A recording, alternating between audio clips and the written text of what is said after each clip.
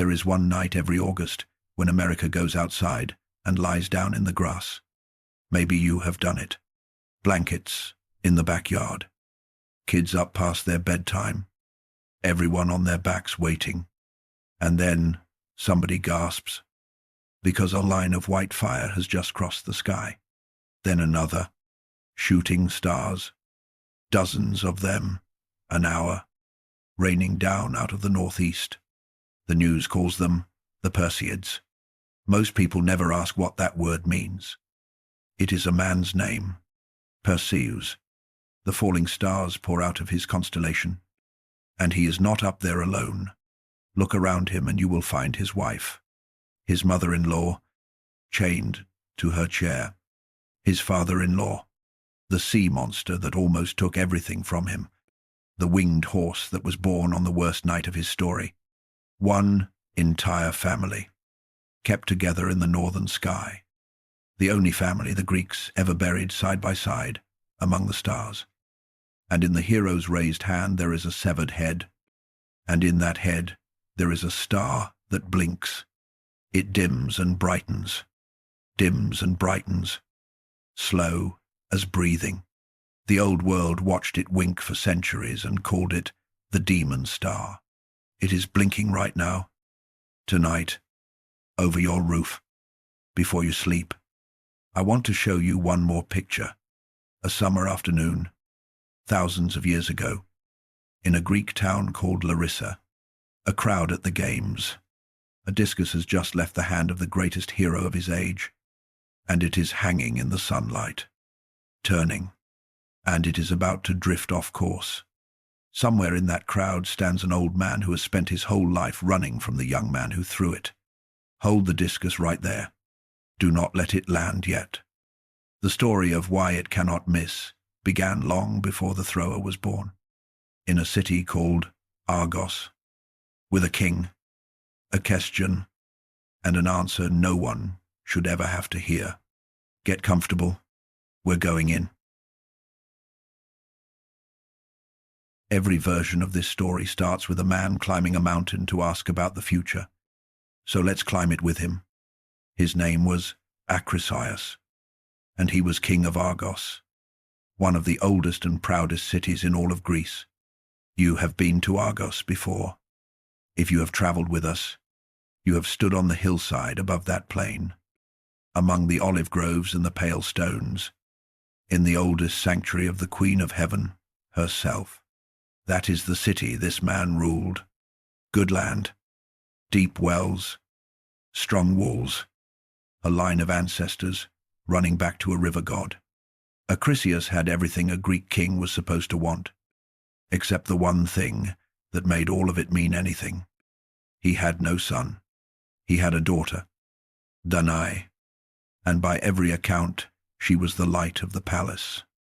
But a daughter, in that world, could not inherit a throne, and Acrisius was getting old, and his brother's sons were getting ambitious, and every year the question got louder in his chest.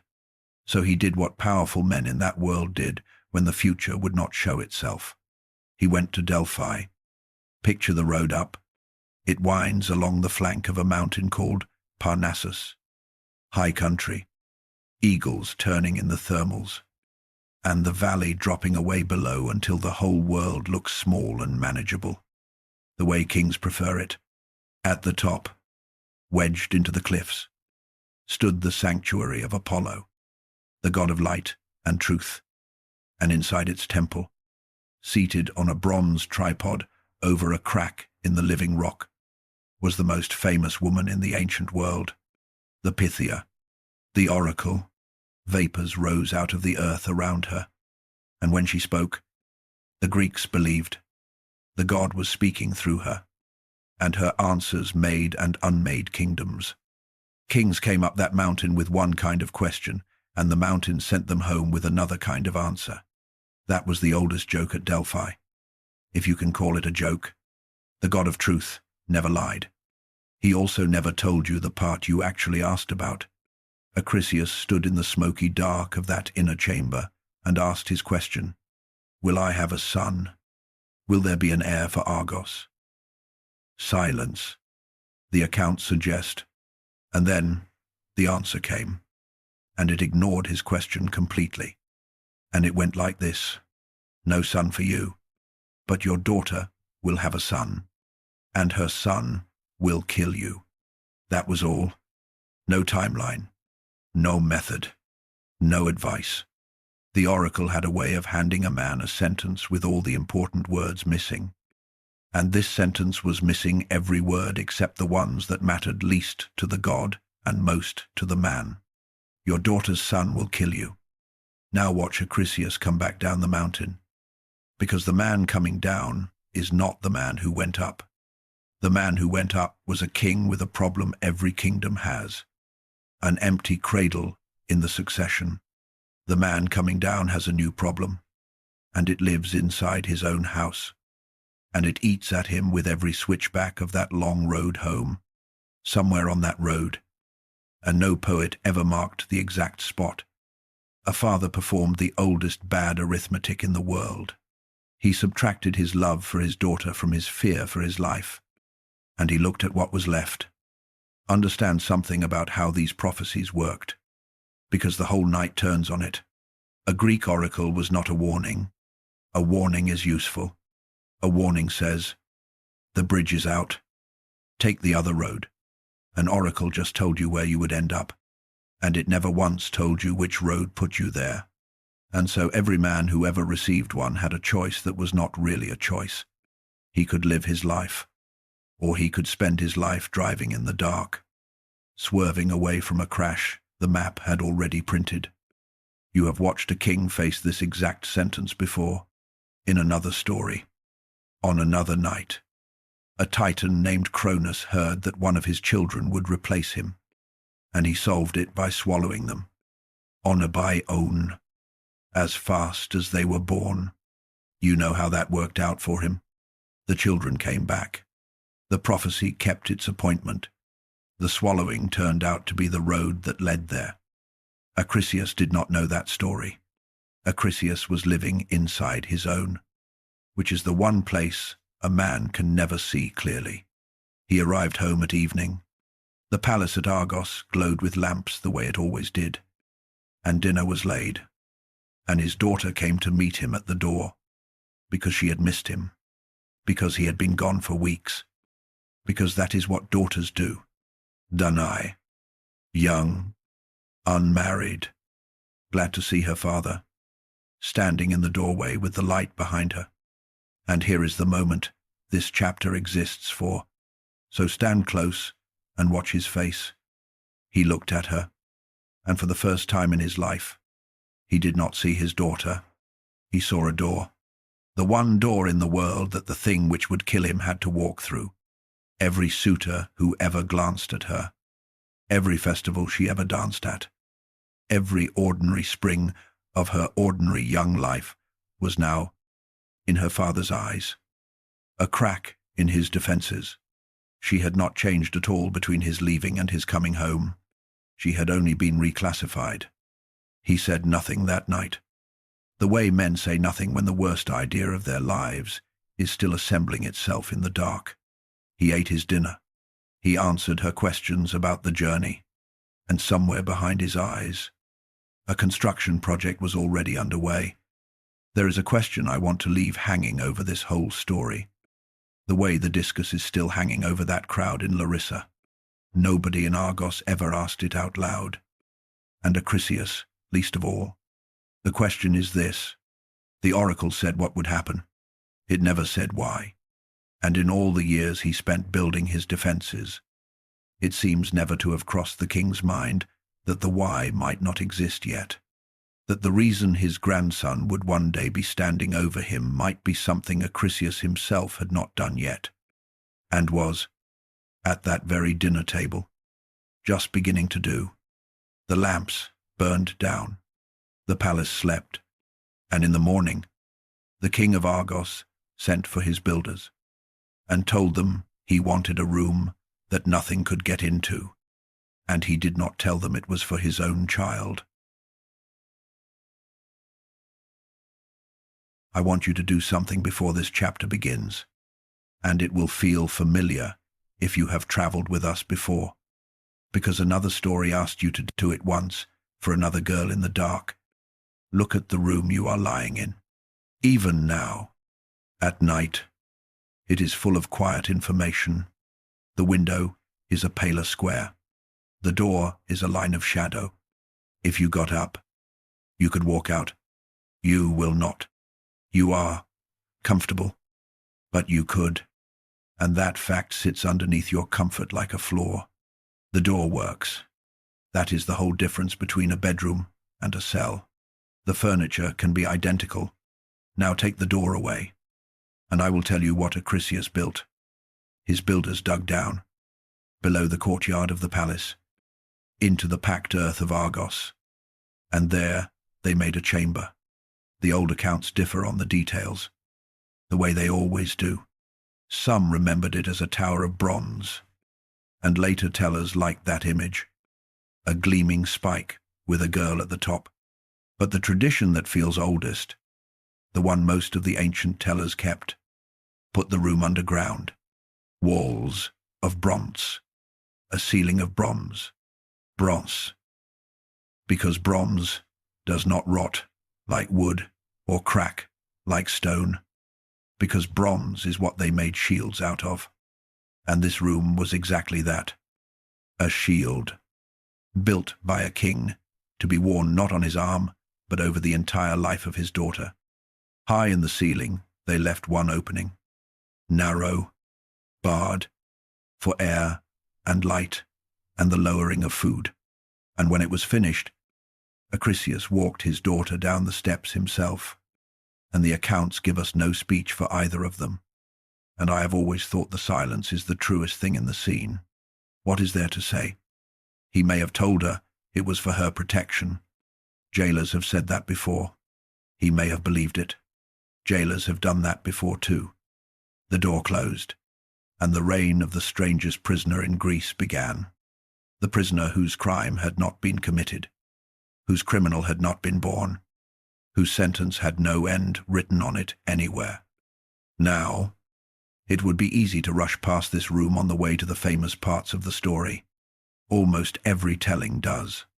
Dana gets one line, the girl in the bronze chamber, and then the plot arrives in a hurry. We are not going to do that tonight, because this story belongs to her as much as to anyone, and because you cannot feel the weight of what is coming unless you first live in this room a while, at the speed she lived in it. Slow, so come down the steps. Let your eyes adjust. Here is her world. 4 walls of dark metal, close enough that she learned every seam of them, every rivet, the way you know the cracks in your own ceiling.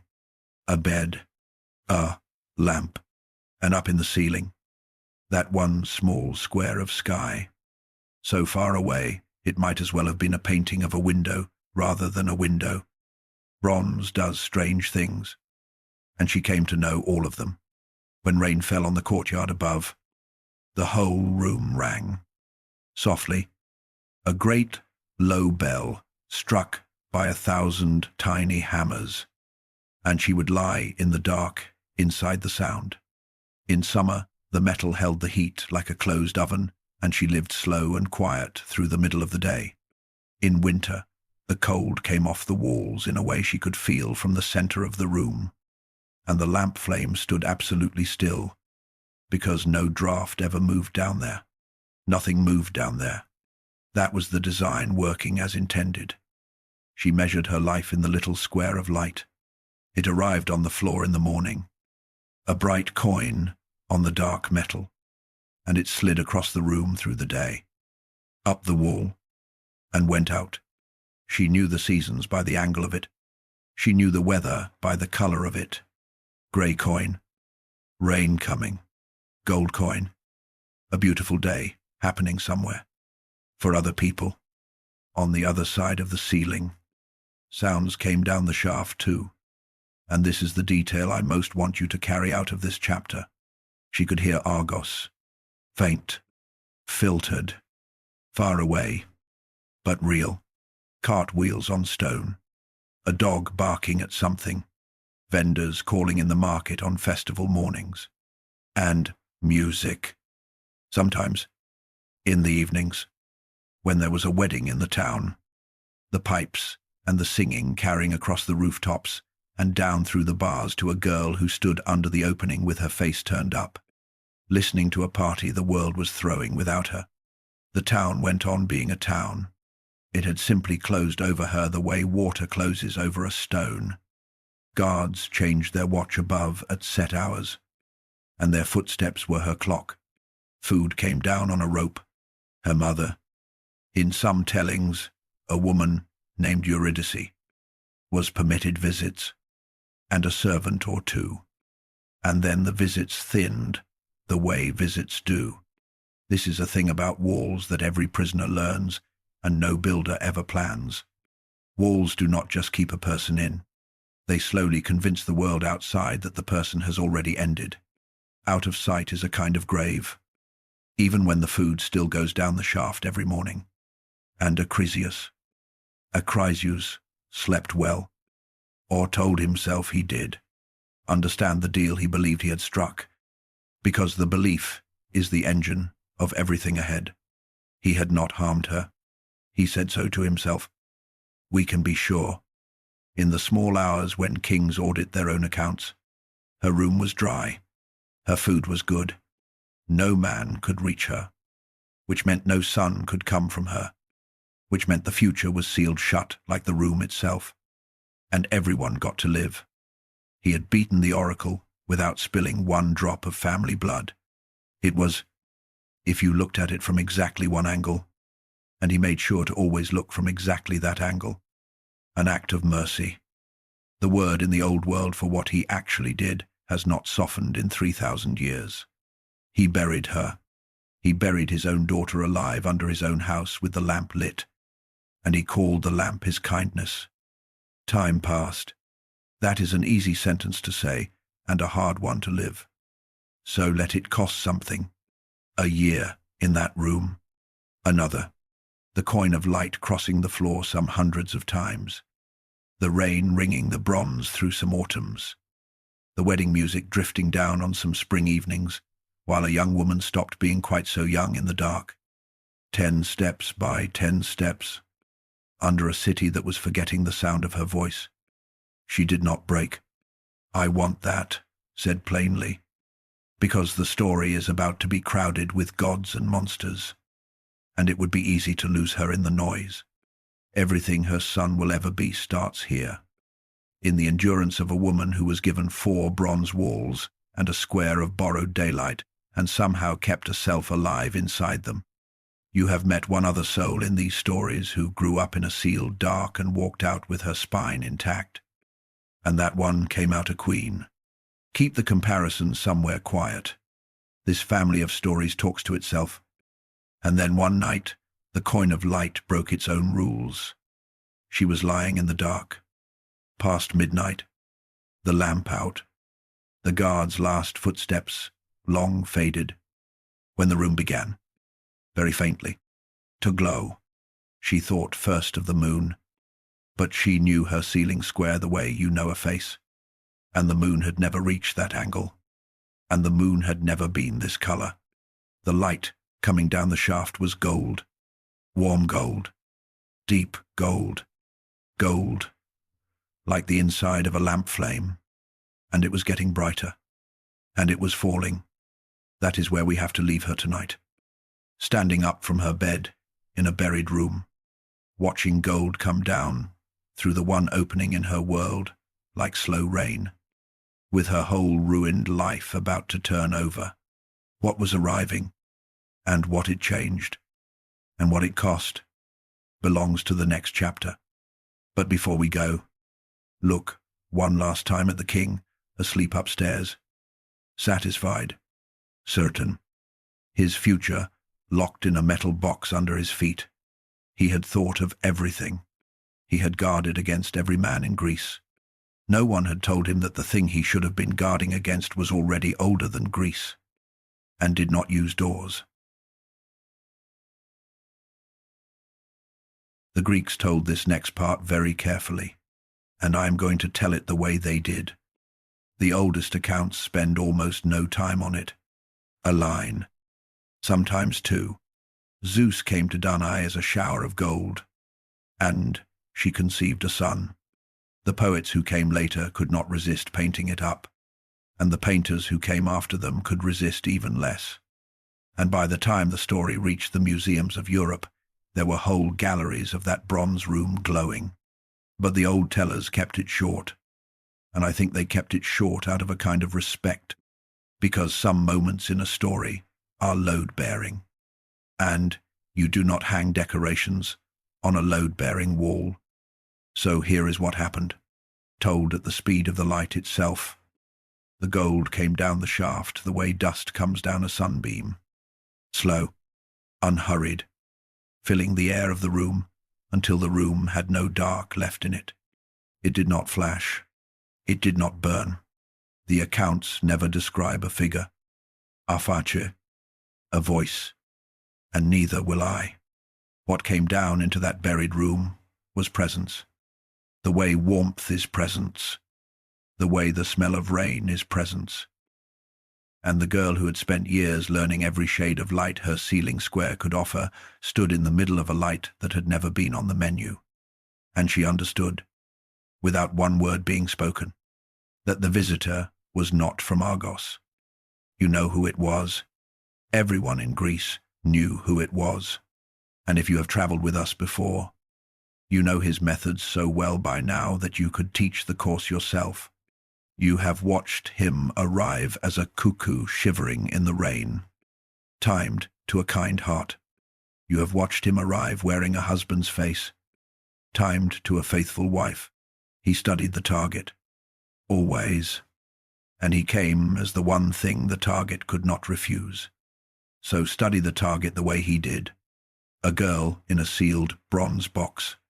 No door to knock on, no shape to wear, because no shape could enter. Nothing got in but food on a rope, and rain sounds, and wedding music, and one small square of daylight. The daylight was the only visitor she had ever been allowed to keep. That was the door, and he walked through it. He came to the buried girl as the one thing her prison delivered daily, the one thing her father had never thought to fear, because who bars a window against the light? The king of the gods came to Danae as her ration of sky. The old stories do not tell us what she felt, and I will not invent her heart for her. I will only point at the shape of the thing, because the shape tells you everything. Every other person in this story had turned her into an object. To her father she was a threat to be contained. To the guards she was a duty. To Argos she was a memory fading under the courtyard stones. The visitor in the gold was the first arrival in years that had come for her, and whatever else that night was, and the accounts, let it be many things. It was the end of her being forgotten. By morning, the room was a bronze room again. Grey light in the ceiling square. The guards' footsteps overhead, right on schedule. Nothing had changed that a jailer could see. The seams were sealed. The bars were whole. The shield Acrisius had built over his daughter's life had worked perfectly all night long, and would go on working perfectly, every hour, while inside it, the future, he feared, put on weight, cell by cell, in the dark. That is the sentence the whole chapter has been walking toward. So let it stand by itself. The prison did its job. Nothing ever got out of that room. Acrisius had spent his fortune and his conscience guarding one direction, and fate came from the other one, and it came dressed as the daylight he himself had allowed her. The one, mercy, in the design. Hold that shape in your hand tonight, because you will see it again and again before this story sleeps. In this family, every trap is entered through its mercy. The door is always the kindness. The months that followed are a story of sound, because sound was all she had to hide. A buried room carries voices up a shaft, the same way it carries wedding music down one. And so Danae learned to live quietly around her own secret, and the secret grew, And here the old accounts hand us one of the strangest small mysteries in the whole tradition. And I will not solve it for you, because no one can. Some versions say she hid the child for months after he was born, a newborn, in a bronze echo chamber. Under the feet of the man, the child was born to kill. Others move faster. However long it lasted, it could not last, and every listener in the ancient world knew it could not last. And so did she. A baby announces itself. That is nearly the first thing a baby does. The accounts agree on how it ended. A cry went up the shaft. Maybe the first cry. Maybe the 100th. Maybe a laugh, because babies also laugh. Even in prison, especially in prisons, some thin, bright sound rose out of the ground of Argos, up through the bars, into the courtyard, and a guard stopped walking, and looked down, and listened, and word went to the king that there was a child in the vault. Acrisius came down those steps for the first time in years, and what he found there broke the floor out of his entire world. His daughter, standing in the lamplight, no longer young, no longer his in any way that obedience could measure, and in her arms, wrapped and warm and real, the thing the room had been built to make impossible. A boy. He asked her, the accounts say, who the father was, and she told him the truth. Zeus, the sky itself, the gold that fell, and her father stood there in the prison of his own design and made the second great decision of his life by refusing to believe her, because believing her led somewhere he could not afford to go. If the boy was the son of a god, then the room had been beaten by heaven, and the oracle was heaven's word, and the story was already over, and the only sane move left was surrender. And kings do not surrender to sentences. Easier to believe his daughter had smuggled in some man. Somehow, impossibly, easier to believe anything, so long as it left him something to fight. But here, his own bookkeeping trapped him. And watch closely, because this is Acrisius all over. This is the whole man in one bind. He could not kill the boy outright. The blood of family called up things older than Zeus. The Furies, the Dark Sisters, who hunt kin-killers to the ends of the earth. And beyond that stood the plain terror that the child might, after all, be exactly what his mother said he was. Strike the son of Zeus with your own hand. And the sky files that under debts owed. He needed the child gone without being guilty of it. He needed a death he could not be charged with, by gods or Furies or his own knights.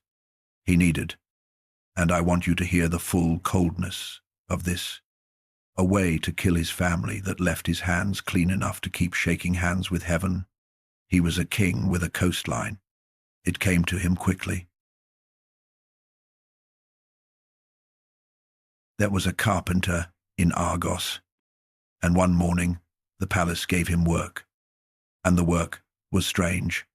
Archest, a great chest of ship's timber, longer than a man, sealed at the seams, with pitch the way you seal a hull. He was not told what it was for. He would guess. Larter. The whole city would guess.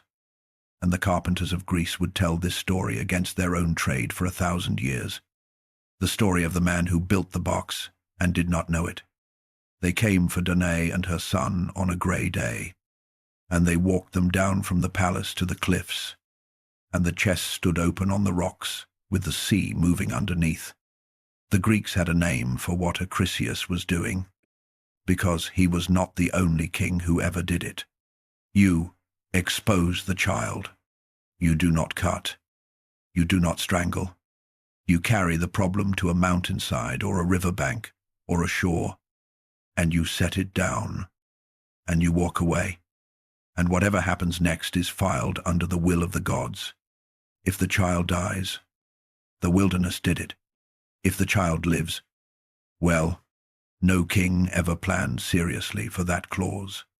Exposure was murder, with the signature line left blank, and everyone knew it. And the custom survived because it let everyone know it quietly. Acrisius improved on the custom. A mountainside was too slow, and a riverbank too near. He chose the sea, the biggest wilderness there is, the one with no witnesses and no survivors, and no address where guilt could be delivered. Mother and child in one box.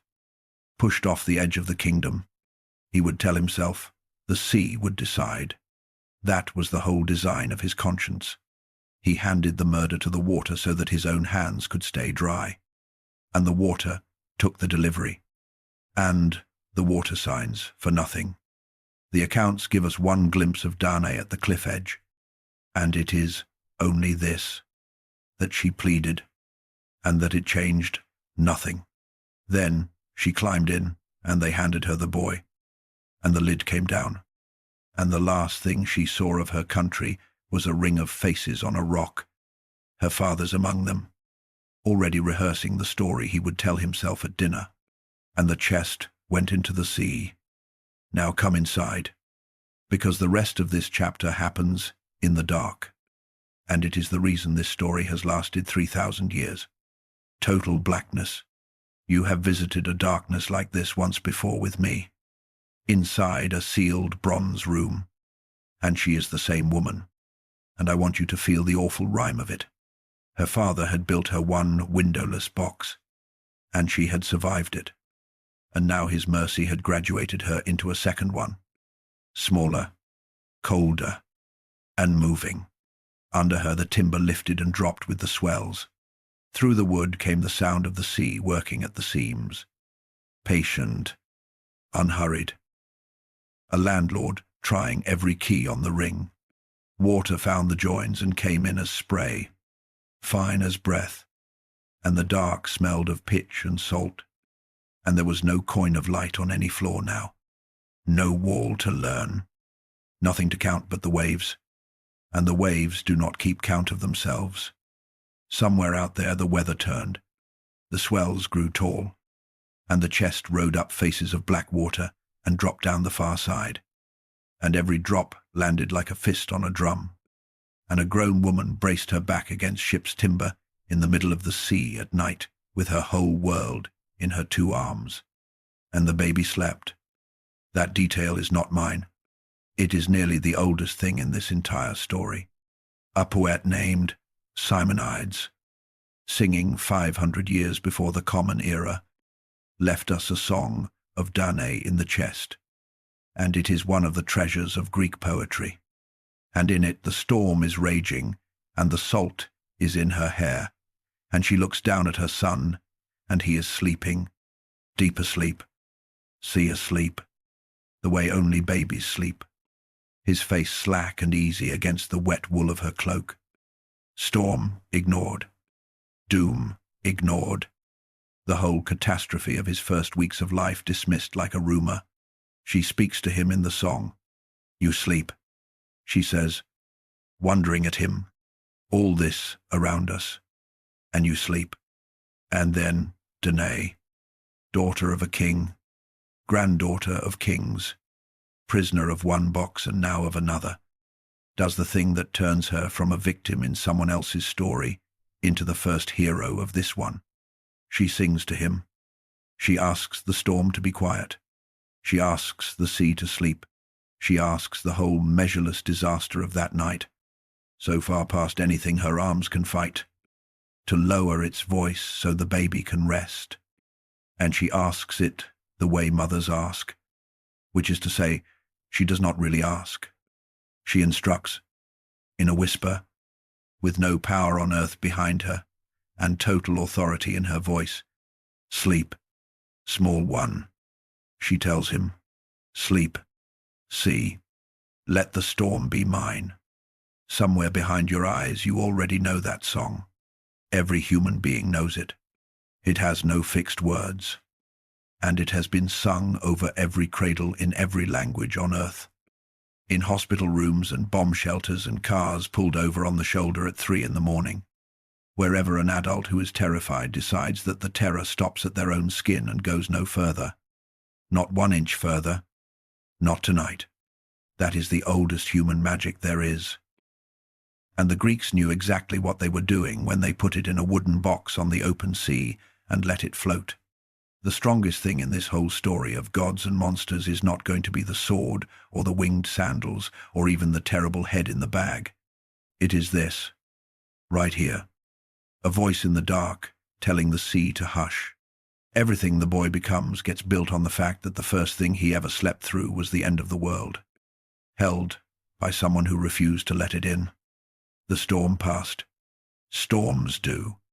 Grey light came through the seams, and the swells stretched out long and slow, and the box rode easier, and the woman inside it, who had not slept, listened to the water and waited to learn what the sea had decided. She did not know that the sea had carried them east and south through the islands. She did not know that ahead of them, low on the water, lay a small rocky place called Seriphos, a fishing island, poor and steep and unimportant, the kind of island history never visits. She did not know that in the shallows off that island, at first light, a man was already out working, paying out a net from a small boat. A man with rope-scarred hands and no idea whatsoever that the tide was bringing him the future of Greece. The net went out over the water and settled, and the sea, which signs for nothing, delivered. The net came up heavy. Every fisherman knows that moment. The line going taut in a way that fish do not make. The guessing game that starts in the hands. Rock, maybe. Waterlogged timber. A dolphin. God forbid. Tangled and drowned, which was bad luck of the oldest kind. The man in the boat braced his feet and hauled, and the shape that came up out of the green water into the morning light was none of those things. It was a chest, long as a coffin, sealed with pitch, riding low, with the sea streaming off its lid. His name was Discus, and I want you to slow down and meet him properly, because the whole story is about to pivot on this man, and he is the easiest person in it to overlook. The poets barely describe him. He owns no palace and no armor. His name, in Greek, simply means net. That is how small a place the tradition gave him. A man named after his own tool, and yet hold on to him, because before this night is over, you are going to watch kings and monsters and gods parade through this story. And I will tell you now that this fisherman outlasts nearly all of them. Here is the one strange fact the accounts do give us, and it matters enormously later. So take it with you. Discus was not a poor man by birth. He was the brother of the king of that island. 2 brothers on one small rock in the sea, and one of them had the throne, and the other had a boat and a net. The stories never fully explain how that division happened, but you learn everything you need to know about both brothers from what each one did with what he had. And the brother with the net was about to show you first. He got the chest to shore. Imagine the work of that. 1 man, a small boat, a box, the weight of a flooded coffin, the beach at Seriphos, all grey stones and morning cold. He pried the lid, expecting, at best, someone's drowned cargo, sealed jars, cloth, oil, the little windfalls the sea sometimes pays a working man. The lid came up, and a woman looked back at him, salt white, hollow-eyed, days deep in an ordeal he could not begin to guess, with her arms wrapped around a child, and her body arranged. He could see it in one glance, as the last wall between that child and everything else in the world, including, right now, him. Nobody spoke. The accounts do not record a single word of that meeting, and I have stopped wishing they did, because the silence tells it better. What does a woman say, coming out of the dark of the sea into the light of a stranger's face, when the last man she trusted was her own father, and her own father was the sea's business partner? She watched him, and Discus did the thing that decides the entire rest of this story. He reached in, and he helped her out, and he took them home, not to the palace, though the palace was his brother's, and a word from him might have opened it, to his own house, a fisherman's house above the beach, smoke-stained and small, smelling of nets and brine. His wife, in the traditions that give him one, made a place by the fire. Broth was warmed, dry wool was found, and the woman from the sea sat in the corner with her child against her chest and watched these strangers move around their little house. And, slowly, over hours, over days, the arithmetic of her shoulders began to change.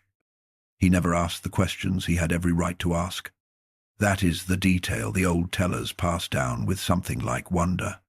In time, she told him, some of it, and in time he understood more than she told, because a chest like that, pitched like a hull and pushed to sea with a mother and child inside, tells its own story to any man who works the water.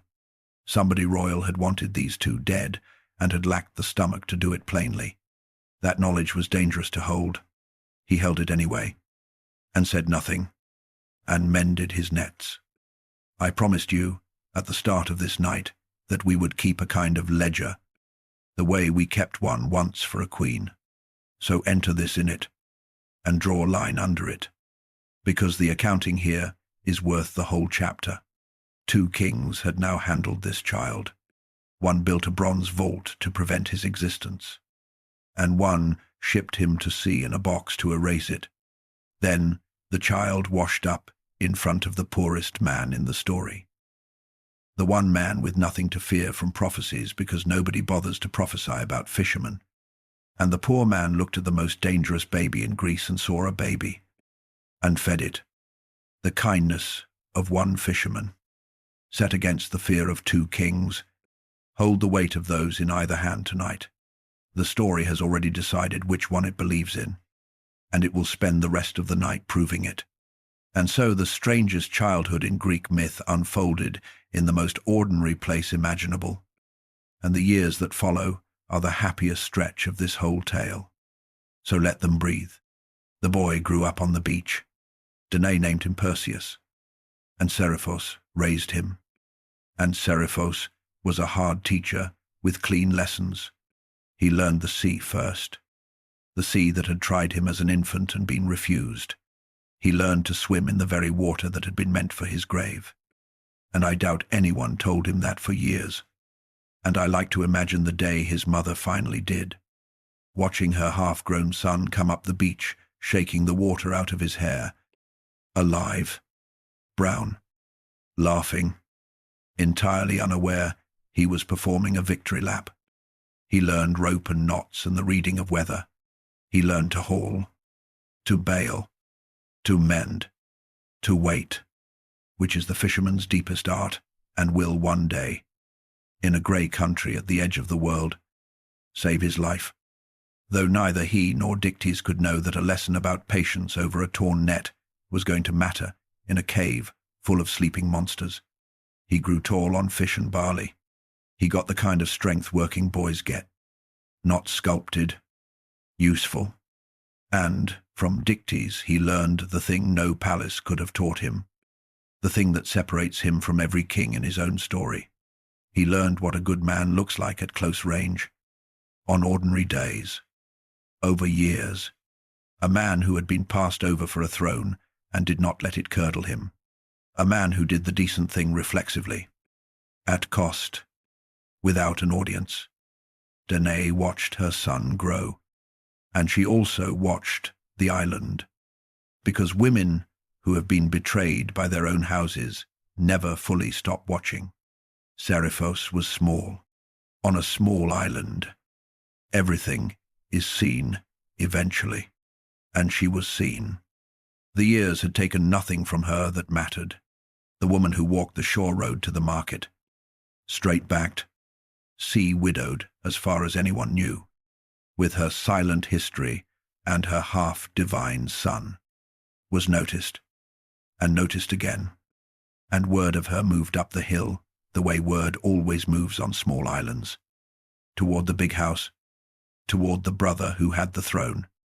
His name was Polydectes, and, with his name, the warmth goes out of this chapter, and the second half of this story begins. Come up the hill now, away from the nets and the smoke of the fisherman's house, up to where the king of Seriphos lived, and stand where he liked to stand, at the high window with the island spread out below. This chapter happens almost entirely inside one man's patience, so we are going to spend it behind his eyes. And I will tell you now, it is a cold place to spend an evening. Polydectes had ruled his small rock for a long time. That is worth sitting with. Small kingdoms make a particular kind of king. There were no wars to win on Seriphos, no rival cities, no marble capital to build. There was fish and weather, and a few hundred households whose business he knew down to the last quarrel, and a brother down on the beach whose existence was a daily, quiet reproach he had long ago stopped letting himself feel. A man like that does not learn conquest. He learns management. He learns that everything on a small island eventually comes to the man on the hill. If the man on the hill can simply wait, because there is nowhere else for anything to go. And then one day, years ago now, something had washed up on his island that did not fit inside his arithmetic. He would have heard within days. A woman from the sea, highborn. You could tell it at 100 paces. Sheltering under his own brother's roof. He made inquiries, the way kings do. The answers came back thin, and Polydectes, the manager, did what would never have occurred to a bolder and stupider man. Nothing. He did nothing. For years. He watched. From the high window, the whole story lay below him like a game board. The fisherman's house, the woman who walked to the market, and the boy. Polydectes watched Danae the way a man watches a fire he intends to warm himself at eventually. And the accounts are blunt about what grew in him across those years. And the word they use is desire. And we can leave it at their word. But a king's desire on his own island is not usually a long story. It is usually a short and ugly one. What made this one long was the flaw in the middle of the board. The boy kept growing. Watch the problem develop the way the king watched it. Season by season from the high window. A child on the beach. Splashing. Nothing. A boy hauling nets. Browner and taller each spring. Still nothing. A fisherman's foster son. Then a youth swimming out past the point in weather that kept grown men ashore. And the island beginning to talk. Then a young man carrying a beached boat up the shingle on his shoulders that two men should have struggled with. And the island talking more. And the stories starting to grow their own decorations. The way island stories do. There was something in that household from the sea. Everyone half knew it. Something a little more than luck and barley. And around the growing sun, the mother became untouchable. That was the geometry of it, plain as a chart. Approached Danae with an offer, and the boy stood there. Approach with pressure, and the boy stood closer. Every year that passed, the pressure a king could safely apply went down as the reach of that young man's arm went up. Polydectes had waited his whole life on the principle that everything on the island came to him eventually. And here was the one thing on the island that time was actually carrying away from him. Day by day. One meal. One summer. 1 inch of shoulder at a time. Understand, this was not a stupid man. And the story goes wrong if you make him one. He was patient, plausible, and public. He was, when it suited him, charming. There were dinners at the big house to which the woman and her son were invited, because a king may show hospitality to his brother's household, and who could object? There were small kindnesses with hooks folded inside them, favors that established obligation, gifts that a careful woman could not quite refuse and could never feel clean about keeping. There were words dropped where they would travel. Danae read all of it fluently. She had grown up in a palace, and after that in a vault her own father built, and she knew better than anyone alive how power behaves when it has decided it wants something and has resolved to be respectable about it for as long as respectability works. She said nothing to her son. Mothers often carry the first years of a threat alone, hoping it will pass, hoping the boy can have one more spring without knowing. But sons notice more than mothers hope. Perseus, 17, 18, began to catch the edges of it. The way conversation at the big house bent whenever he entered a room, the way certain of the king's men looked at his mother when they thought no one saw, and the way his mother's face closed after visits from the hill. He had no name for the situation yet. He only knew, with the unarticulated certainty of the young, that the king's warmth had a temperature underneath it, and the temperature underneath was the real one. So the board sat, year after year, a king who wanted, a woman who deflected, a son who guarded without knowing he was guarding, a fisherman who saw everything and kept his counsel. On a bigger island it might have sat that way forever. But Polydectes was a manager, and managers audit. And somewhere in his 40th or 50th review of the problem, standing at the high window, watching the young man haul a boat, the king finally stopped asking the question he could not answer, which was, how do I remove the mother from the son? He turned it over, the way you turn over a stuck tile, and asked the other one, how do I remove the son from the island? Feel the click of that. Everything a small king had. Patience, plausibility, a public stage, suddenly organized itself around the new question, the way iron filings snapped toward a magnet. He could not exile the boy. There was no charge. And the island loved him. He could not have him killed, quietly or otherwise. The brother would know. The island would know. And something in the sea, stories about that family stayed his hand anyway. Some prudent, superstitious respect for whatever had kept a chest afloat all those years ago. No, the boy could not be pushed out. But a young man of that particular age, and that particular strength, and that particular pride, with a rumor of the divine hanging over him and nothing yet to his name. A boy like that might, if the stage were set with enough care, walk off the island entirely on his own, and even feel that it had been his idea. The king thought about it for a long time, the way he thought about everything, and then Polydectes announced that he was getting married, and he began to draw up a guest list, and on the guest list, in its proper place, in front of the whole island, where refusal would be shame, he wrote the name of the fisherman's foster son. The trap was a dinner party, on this island of small things. It was never going to be anything grander, and it did not need to be. The next chapter is that dinner, and one sentence spoken at it, half by a boy's pride and half by a king's design. And you have my word as your storyteller tonight. More of this tale hangs on that one sentence than on any sword stroke in it. The lamps are being lit in the big house. Go to sleep slowly now. If sleep is coming, the wine is being carried up the hill. The feast that ruins everything begins. Like most disasters on Seriphos, with good manners, the invitations went out across the island. The king was to be married, so he announced, to a princess from the mainland, a daughter of the house of Pelops. a name grand enough to make the whole island sit up straighter.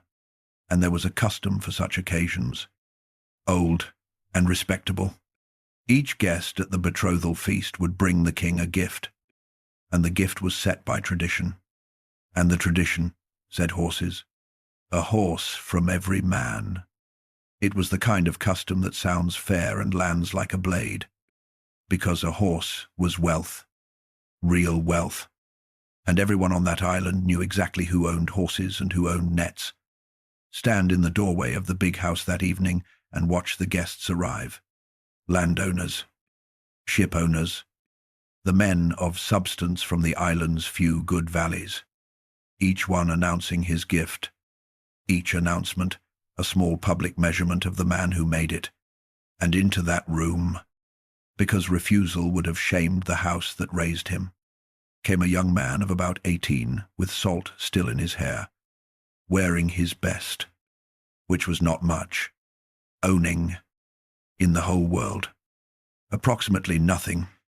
Watch Polydectes now. He is at the head of the room, gracious, glowing, accepting horse after horse with a word of thanks calibrated to each giver. He knew Perseus had no horse. Everyone in the room knew Perseus had no horse. The whole evening, you understand, had been engineered down to this one moment of arithmetic. A boy with empty hands, standing in a room where every other man's hands were full, with the island watching. Some traditions say the king needled him directly. Others let the room do the needling. The silence when the boy's turn came. The smiles behind cups. Someone's low laugh from a corner. The old accounts differ on the push. On what happened next. They do not differ at all. Something went up the back of the boy's neck. That hot flood every 18-year-old on earth has felt. Standing in front of older men, propertied men, being weighed by them and coming up light. His mother had royal blood, and something more than royal hung over his birth. Whispered, but never proven. And he had nothing to put on the table except the one currency the young are always rich in, which is the future. And he spent it. He heard his own voice rising over the tables before his judgment could catch it. A horse, he said. You will have better than a horse from me. Name anything. Ask anything in the world. And I will bring it to you. I will bring you the head of the Gorgon if you ask it. The room went quiet in a new way. He had meant it. If he meant anything. As a figure of speech. The way a young man says I would swim the ocean. I would walk through fire. The Gorgon was the far edge of the world. The worst thing anyone knew of. Her name was what you reached for when you meant something no one could ever ask of you. But you have traveled in this family of stories before, and you know the physics of it better than that boy did. In this universe, words are not wind. You watched the king of the gods lose a queen's ransom to one careless oath in his own hall. You watched a girl in Thebes burn for one promise extracted in the dark. Spoken words in this world are arrows. The moment they leave, they belong to whoever they land in front of. And this one had just landed in front of the most patient man in the story. Polydectes did not laugh. That is the detail to hold. Everyone else may have. The king leaned forward, and you could watch him. If you knew what you were looking at, recognizing the door he had spent years trying to find, hearing it swing open on its own, pushed by the boy from the inside. Done, said the king. One word, and then the shape of the trap in full. The others have given horses, he said, smooth as poured oil. From you, I accept the head of Medusa. Bring it, as you have promised this whole company. Or if the errand proves too large for the man who proposed it, I am sure some other arrangement can be found. Your mother remains.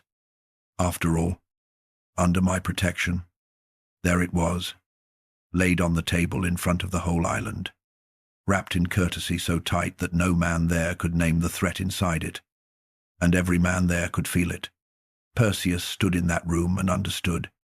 all at once, and years too late. The entire board, the feast, the custom, the horses, the audience, his own hot spike of pride, all of it one machine. And the machine had been built around a single moving part. And the moving part was his mouth. He could not take it back. Taking it back, in front of that room, meant walking home a boasting child. And it meant something far worse. It meant leaving his mother inside the king's word protection.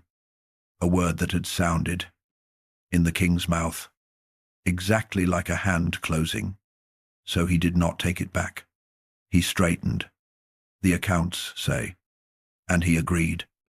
And he walked out of the bright doorway of the big house into the dark, 18 years old, bound before witnesses to bring home the one object on earth that no living man had ever carried, the head that ended every story it entered.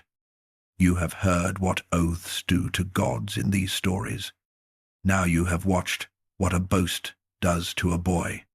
The arrow was loosed, and it was aimed at himself, and the only direction left in his whole life was after it.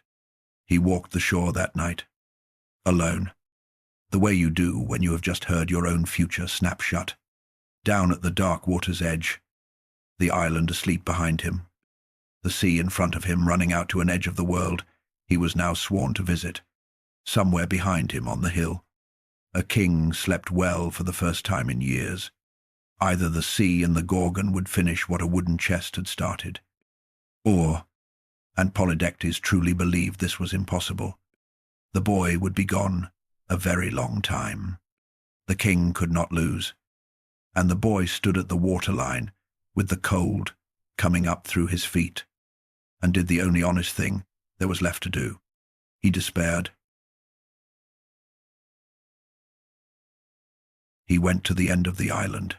There is a point on every small island, the last rocks, where the land runs out and the water takes over, and the accounts put him there, alone, at the far tip of Seriphos, staring at a horizon with a monster somewhere behind it.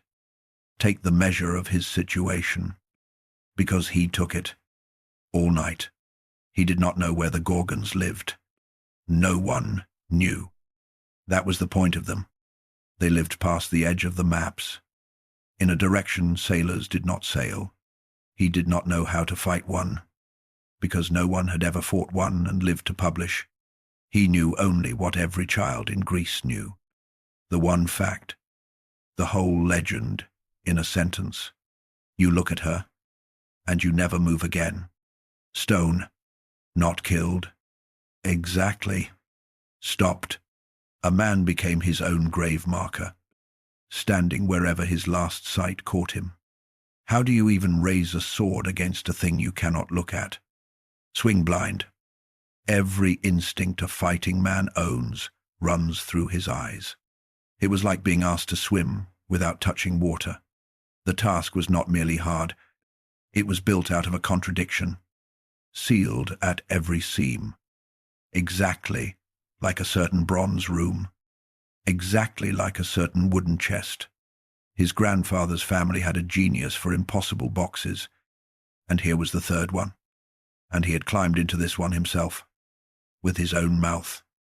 He sat on the rocks with his head down, and the light on the water changed. He felt them before he saw them. The accounts suggest the way you feel a room change when someone enters it behind you. The air went taut. The sound of the sea drew back a step, respectful, and, standing on the rocks nearby, where no one had been a breath before, there were two figures the boy's blood recognized before his mind caught up. A woman, dull, grey-eyed, calm, the way deep water is calm, with something about her presence that made you want to stand straighter and think before speaking. And a young man who seemed lit from a slightly different angle than everything around him, quick-eyed, amused at some permanent private joke, with wings, actual small wings, stirring at his ankles. Athena, Hermes, the daughter of Zeus, and the son of Zeus, which made them, and neither of them said this aloud, and neither will I do more than set it down and move on. His sister and his brother. Why did they come? The old accounts do not stage a scene in heaven for us, and the honest answer is layered. The god of the sky looked after his sons erratically, but this son had a claim on him, and heaven has its own politics of family. Athena had her own long account open with the Gorgon, a story we have visited on another night. From the other side, say only this, and it is enough. The sky had been watching the boy from the chest for 18 years, and the moment he was cornered into the one errand at the edge of the world, help arrived within a day. Whatever heaven's bookkeeping looked like, the account was active. Hermes spoke first, in the tradition, because Hermes always speaks first, and what the gods brought that night was not rescue. Grasp that, because it is the exact shape of how heaven works in this whole story. They would not fly to the Gorgon for him. They would not carry the head themselves, though either of them could have. What they brought was a plan and a list, and the boy would still have to walk every step of it with his own mortal feet. The gift the gods give in these stories is never the deed. It is the possibility of the deed. The doing stays human. That is why we still tell these things 3,000 years later. Hermes gave him the first item outright. From under his cloak came a sword that was not shaped like other swords, a blade curved like a reaping hook, a harvester's shape, made in the forges of the gods. Men called it the harp. Ordinary bronze, Hermes explained, would turn on a Gorgon's neck like a reed on oak. This would not turn. Then the list. And the list was strange. The sword alone, Athena said, would only get him killed slightly more slowly. To come back alive from where he was going, he would need 3 more things, and the gods themselves did not hold them. Winged sandals. To cross the distance, no ship sailed. A pouch, a special one, called the kibesis, because the head he was going to take would remain, in every way that mattered, alive, and you do not carry a live Gorgon's head in a fishing sack. And last, a cap of dogskin, out of the deepest dark, the helm of Hades himself, the hood of the unseen, and whoever wore it walked invisible, unfindable, hidden even from immortal eyes. Stop on that one the way the boy must have. In these stories, you have heard the oldest law of the underworld said more than once, that door swings one way. Nothing jams back up, and yet here was the one object in creation that made its wearer as unseeable as the dead, on loan to the world of the living. For this errand, even death's own wardrobe, it seems, had opened for this boy. Whatever was moving his story was moving it from very high up and very far down at once, where the 3 treasures were kept. Athena told him, no, God would simply say, because the way to them was itself a lock. They lay with certain nymphs of the north, hidden past finding. Only 3 creatures in the world knew the road. 3 sisters, anciens, grey from birth, dwelling in a country where the sun never fully commits, sharing among the 3 of them a single eye, which they passed from hand to hand. They were kin to the Gorgons, and they would help no traveller willingly. The eye, said Athena, and the boy could hear that a door was being pointed at rather than opened. Think about the eye. And then Athena gave him her own gift, and it was the strangest thing anyone handed him that night, and it was the one that would save his life. She unslung from her arm a shield of bronze, polished past any mirror the boy had ever seen, polished until it threw the stars back at the sky, and with it, one instruction, the only tactical order the goddess of war and wisdom gave him, and she gave it, the accounts say, with the weight of law. When you are near her, never look at her, not one glance, not the corner of an eye, not for a heartbeat. Look only here, into the bronze. Learn to live inside the reflection. Let the mirror be your eyes, and you may keep them.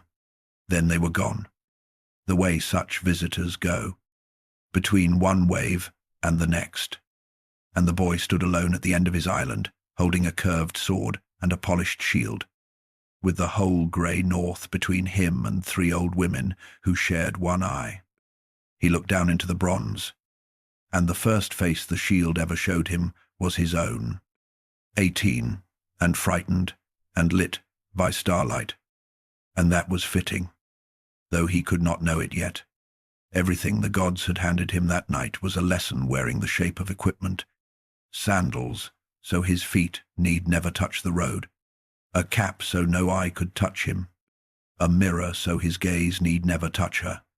They were teaching him a whole grammar of indirection, of sidelong survival, of winning without facing.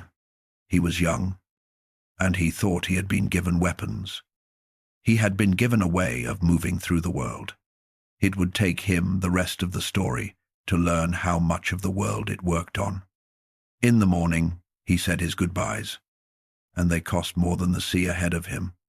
His mother, who had already given him up to the water once and gotten him back, held him a long time and asked no promises of him, because she, of all people, knew what promises did in this family.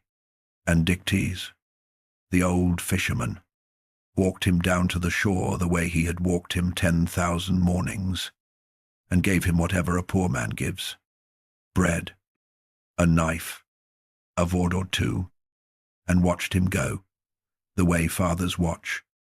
And he was the only father the boy had ever had, and neither of them said that either. Then Perseus turned north, toward the grey edge of the maps, to find 3 sisters older than the gods who helped no one. He was going to have to take something from them, and he had all those long miles to figure out what Athena had meant, saying, "Think about the eye." The world has edges. The Greeks were sure of it, and their maps said so. And past the last confident line on those maps, the map makers simply wrote less and less until the parchment gave up and went blank. Perseus sailed north into the blank part. The accounts do not dwell on the journey, so neither will we, except to say that it was long, and that somewhere along it the world began to change under him. The islands thinned out, the sea traffic disappeared, the sun rose lower every week, as if losing interest, and the water turned the color of old iron, and fog became the ordinary weather rather than the exception. He was moving out of the world of towns and temples into the old cold margins where the very first things of creation had been left to grow ancient, the way a family moves its strangest relatives to the farthest rooms. The country of the Grey Sisters, when he finally reached it, was less a country than a pause in the world. The old tellers give us almost no landscape, and I think that is because there was almost no landscape to give. Picture a shore of grey shingle under a sky, the color of the shingle, so that the horizon is only a rumor. No birds, no wind, or a wind so steady it has stopped counting as sound. A dim country, lit as if through cloth, where it is always the hour just before a winter dawn, the hour when time itself seems to be deciding whether to bother. And in that country, in a cave mouth or a hollow of rocks, the tradition is vague, and the vagueness suits it, sat the 3 sisters. The Greeks called them the Graiai, which means simply the grey ones. And here is the first strange thing about them, and it is the thing every telling for 3,000 years has paused on. They were born old, grey-haired from the womb, the poets say, sisters of the Gorgons, daughters of ancient sea gods. Part of that first generation of strange things the world made before it settled on its current designs. They had never been young. There was no former beauty here. No curse. No tragic transformation. Age was simply their native country. The way the sea was their parents' country, and they had sat in it since before the gods on Olympus were born. 3 of them, 1 eye. Sit with the arithmetic of that, the way the boy had been sitting with it for the whole grey voyage north. A single eye, shared among 3 sisters, passed from hand to hand, socket to socket, in a rotation older than memory. 1 tooth as well. The accounts add, passed the same way. But it is the eye that matters, the eye that everything turns on, while 1 sister wore it. She watched for all 3. The other 2 waited in their private dark, hands folded, listening, until their turn came around again. They had kept 1 treasure their whole endless lives, and the treasure was the knowledge of a road. They alone knew the way to the nymphs of the north, the keepers of the sandals and the pouch and the cap of darkness, and they were kin to the Gorgons, loyal to their own monstrous family, and no traveller had ever charmed, bought, or forced that road out of them. Perseus came up that grey shore quiet as the fog, and stopped within earshot of them, and watched. This is where the fisherman's education begins to pay. So, watch with him. A boy raised in a palace would have marched up and demanded, and been refused, and stood there, helpless, with his sword drawn against 3 blind old immortals who could simply say nothing until he died of old age. A boy raised angry would have threatened, and learned that creatures older than the gods do not frighten. But this boy had spent his life in a small boat, learning the one art the sea insists on, which is watching a thing patiently until it shows you its rhythm. Fish have rhythms. Weather has rhythms. He crouched in the fog of the world's grey margin and studied the 3 oldest sisters in creation as if they were a current he intended to cross. And their whole life, he saw, was 1 rhythm, the eye, going around. That was the entire clock of their existence. A sister wore it a while, watching the grey nothing, narrating a little to the others in their old voices. Then the next sister would ask, and the eye would come out, and it would cross the space between them, past from 1 reaching old hand to another reaching old hand. And there it was. He nearly missed it. The accounts let us feel, and then he saw it whole, and everything in his errand turned on the seeing, for the length of 1 pass, while the eye travelled between hands. Nobody was wearing it. 3 sisters, and for that 1 moment, 3 darknesses.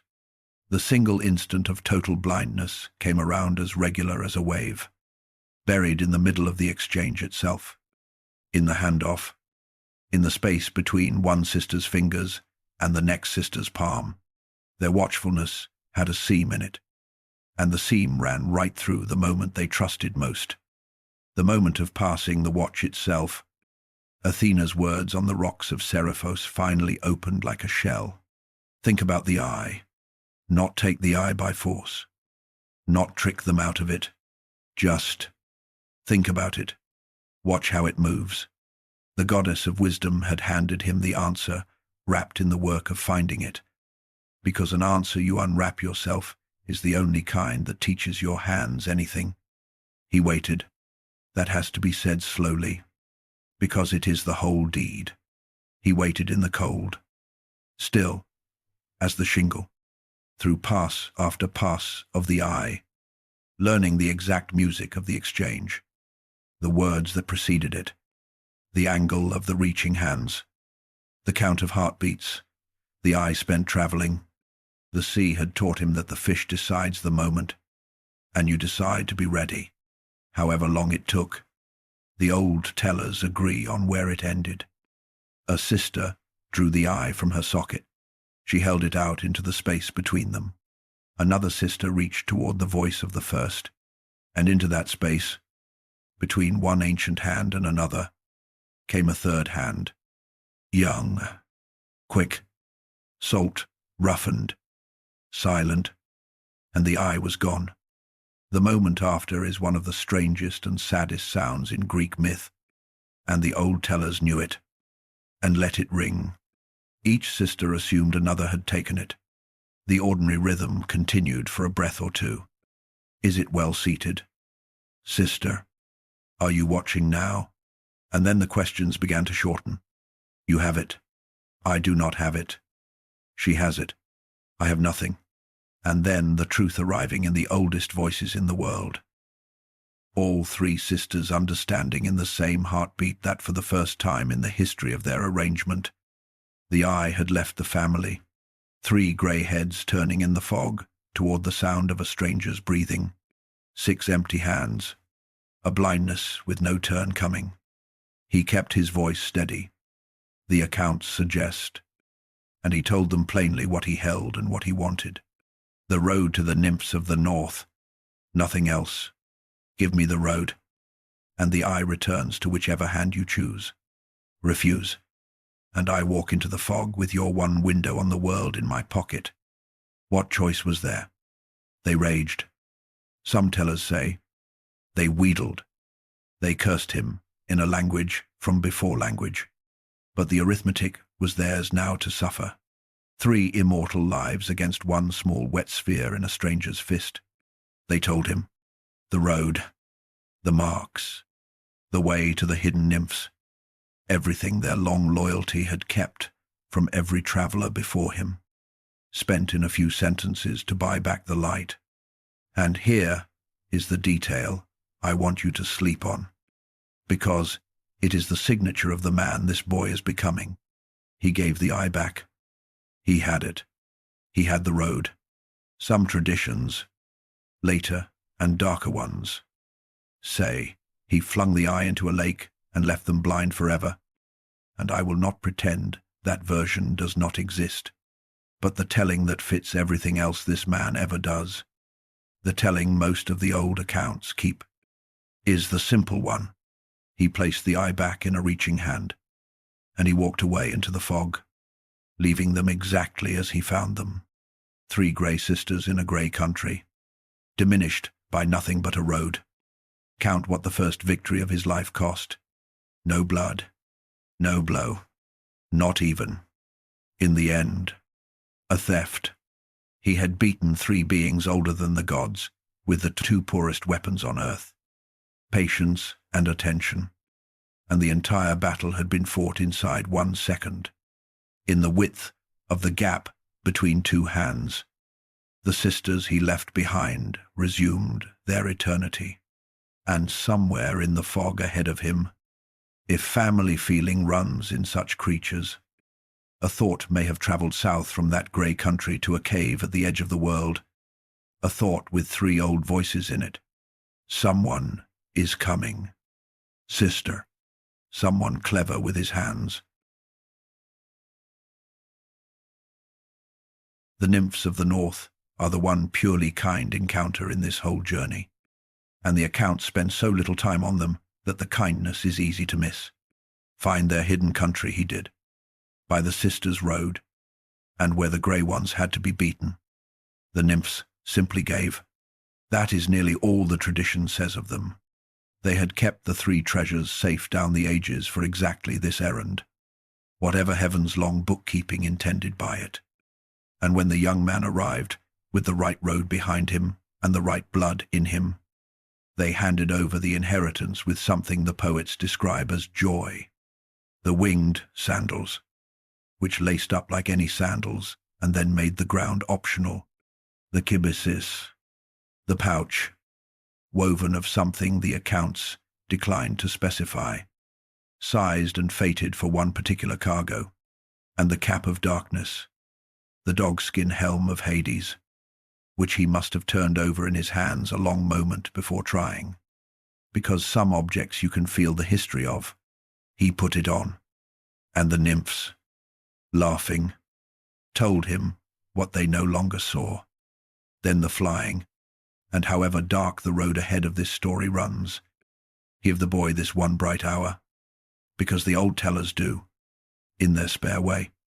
The first man in these myths to wear the sky on his feet, he rose off the hidden country of the nymphs into the cold, clean air, wobbling, overcorrecting, learning it the way you learn balance, by almost losing it.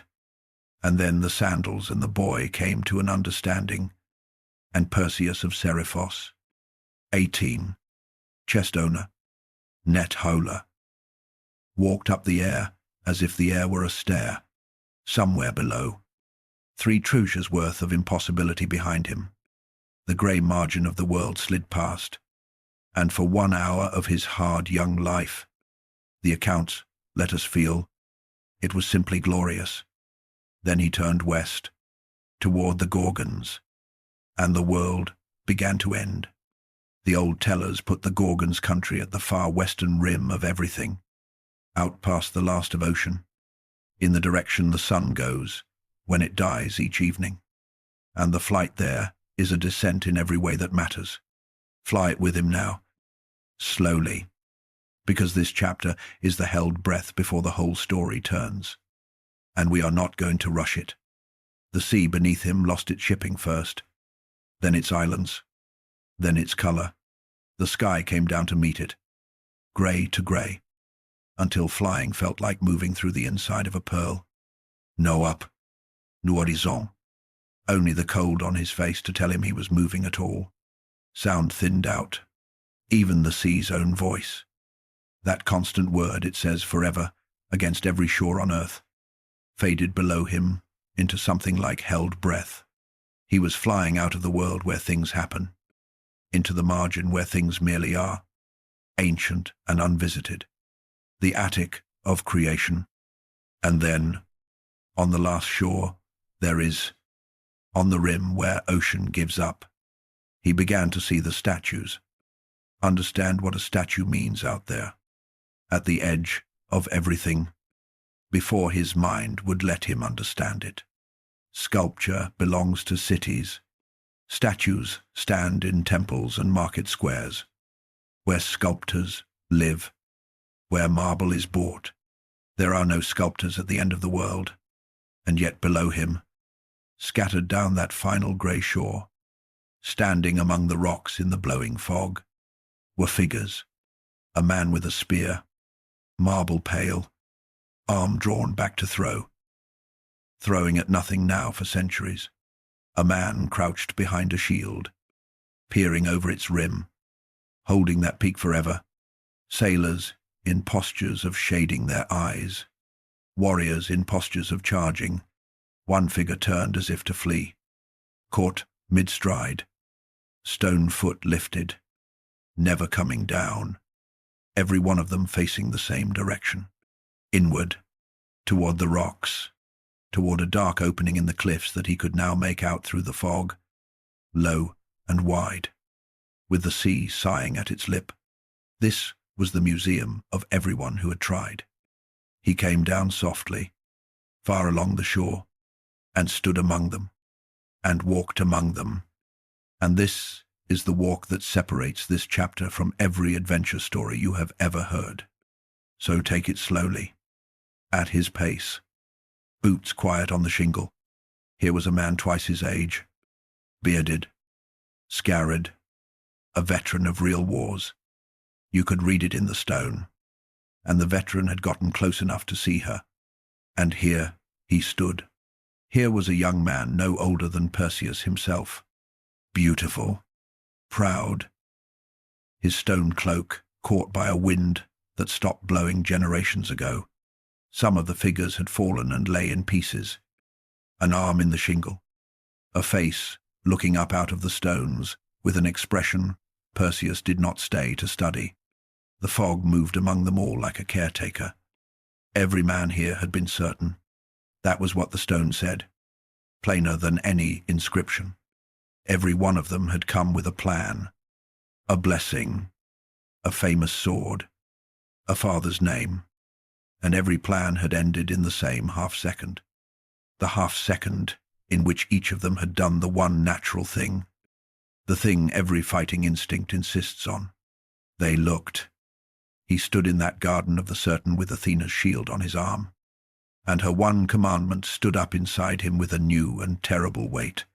Never look. Live in the reflection.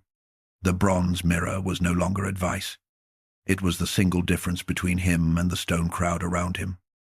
The one thin plate of polished metal between his warm face and theirs. He found a place among the rocks short of the cave mouth, and he waited for the light to lower, and he made himself ready in the way the sea had taught him, checking each thing slowly, sandals firm at the ankle, the dark cap on his head, and the strangeness of raising a hand and seeing shingle through it, sword loose in its sheath, the pouch open at his hip, and the shield turned, now, at an angle across his arm, tilted, catching the grey shore behind him, the fog, the statues, his own pale face. From the cave mouth, on the wind, came a sound, slow, enormous, even, in and out, in and out. Something inside was breathing in its sleep, and, under the breathing, a softer sound, dry and constant, like reeds, like whispering, like 1,000 small movements that never fully stopped. He angled the shield until the dark mouth of the cave slid into the bronze, and it sat there in the reflection, trembling slightly with his pulse. Then he stepped off the shingle, silent on the sandal's wings, and went in. If you have traveled with us before, you have been inside this cave already. You came here on another night, from the other direction, and you stayed a long time, and you know things about the sleeper inside that the young man at the entrance will never learn. You know what the Greeks of the early days said about her, that she was born into a family of wonders and horrors out at the rim of the world, sister to the deathless, the one mortal child among them. And you know the other story too, the one a Roman poet named Ovid would imagine centuries later, about a lovely girl in a temple, and a god of the sea, and a punishment that fell on the wrong head, a story we told in full on another night, from her side of it. The old world never settled on one childhood for her. It only ever agreed on how the childhood ended. Out here, in this cave, at the edge of everything, asleep. That night, you stood beside her in the dark, and at the end of it, you heard footsteps entering. Tonight, for the first time, the footsteps are yours. Perseus came into the cave the way fog comes in, low and slow, and touching nothing. The dark inside was not total. Gaps in the rock let down a grey dusk, and the floor, he saw at once in the shield, was uneven with shapes that were not rocks. More statues, even here, men who had made it inside, all the way inside, braver than the shore crowd, or just faster, standing in the dimness, in their final postures, like furniture in a closed house. He moved among them behind his tilted shield, reading the floor in bronze, and the sound of breathing grew around him until it was the weather of the whole cave. 3 sleepers. The reflection found them by degrees, a paleness resolving out of the dark. 2 lay curled together, enormous, and even asleep. Even in a mirror, there was something about them that made the back of his neck crawl, a wrongness of scale and surface. The deathless sisters, Steno and Uriel, the 2 he could not kill and must not wake, his whole errand threaded between their breaths.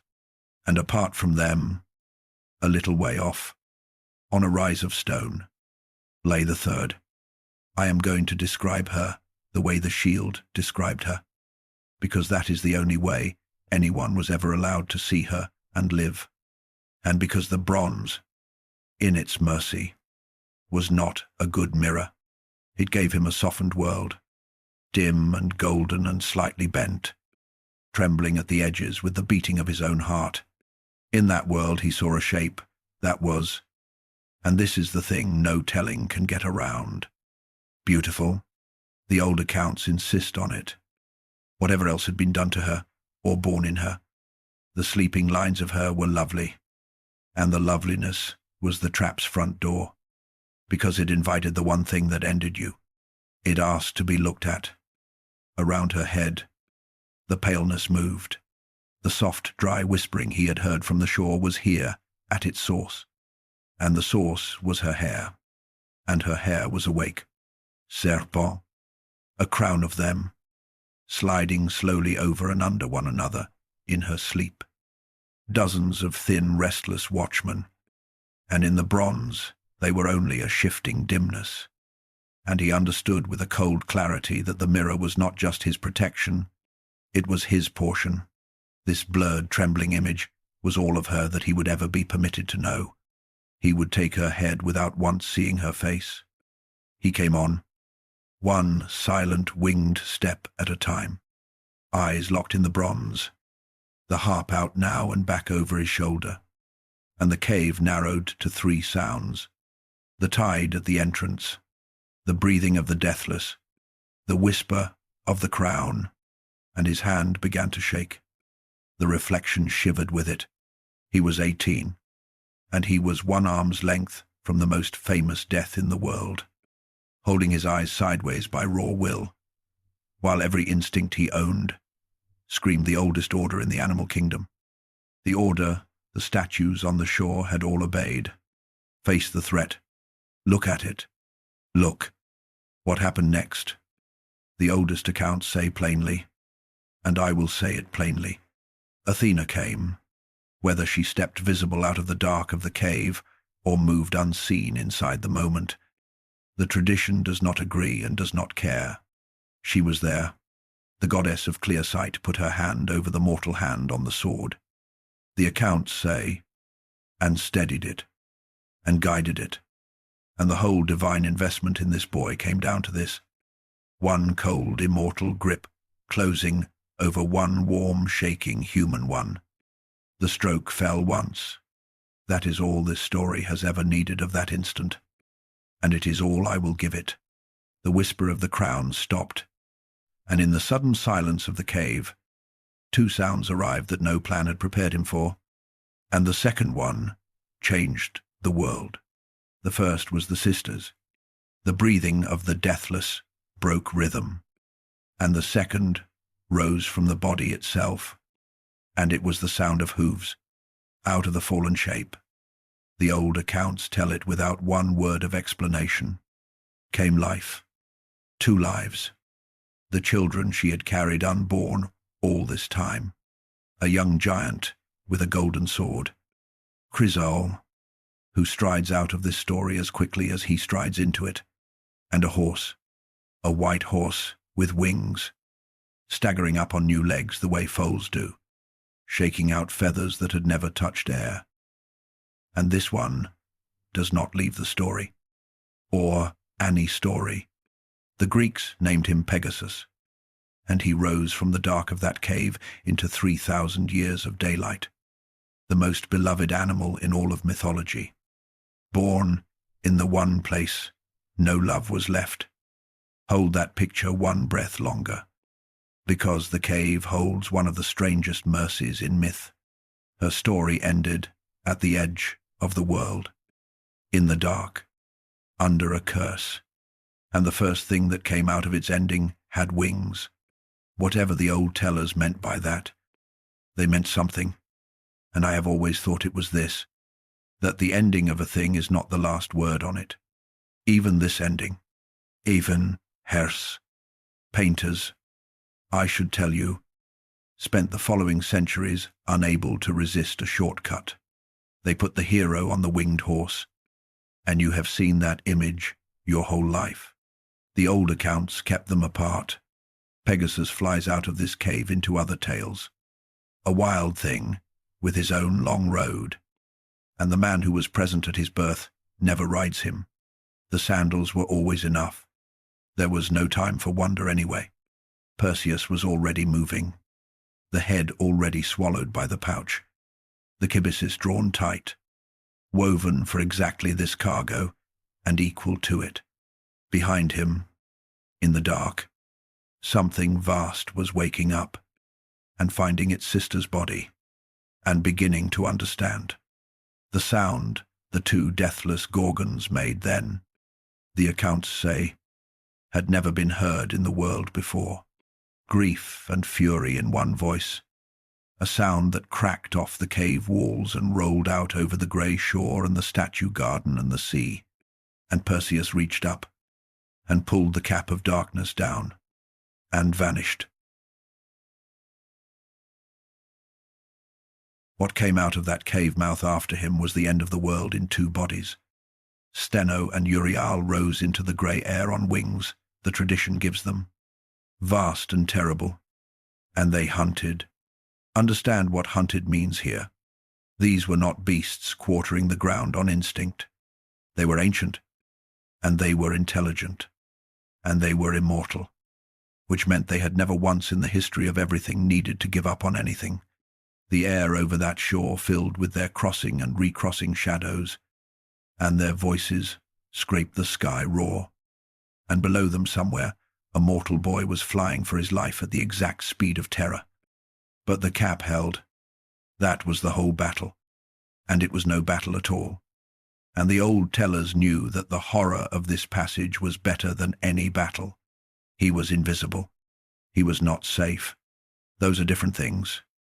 And every child who has ever hidden, while something angry searched the house, knows the difference in their bones. The helm of Hades hid him from every eye in creation, even theirs. And it did nothing at all about sound, about the wake of his passage in the fog, about luck.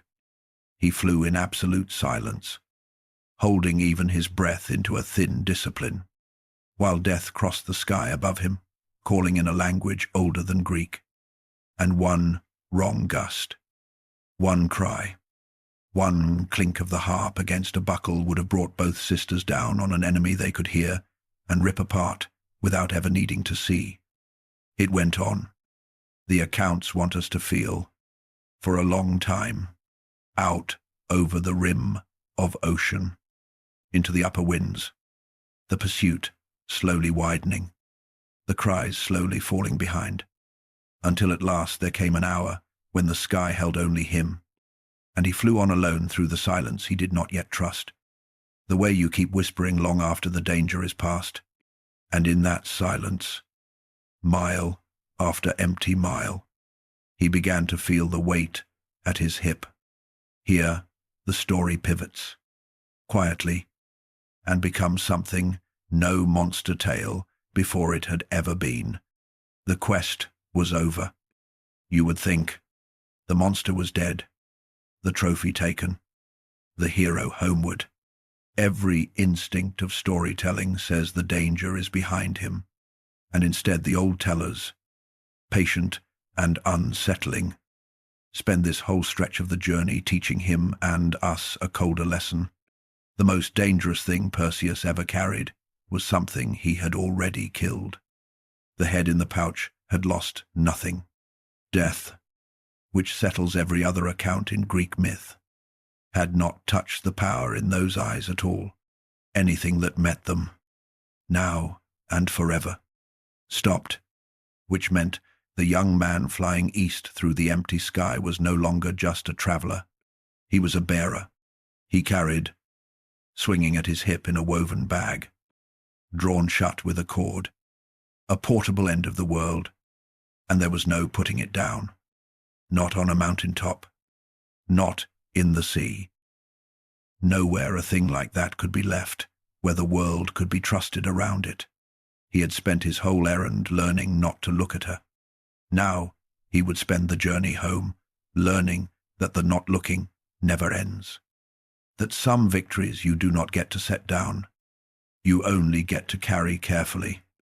The accounts give us two markers from that long flight home, and they are both still on the map. So let us collect them. The first fell over the deserts of Libya. He crossed the North African vastness high up, the pouch at his hip, and the old poets of Rome, telling it later, added a detail the Greeks loved too much to correct. The bag was woven wonderfully, but the cargo was what it was, and as he crossed the sands, drops of blood found their way through and fell, mile after mile, small dark rain into the dunes, and where each drop struck, the poets say, the sand answered, and something thin and quick came alive in it. Vipers, the serpents of the Sahara, the horned ones, the sidewinders, all the venomous whispering life of the great desert, seeded that day from the blood of the Gorgon.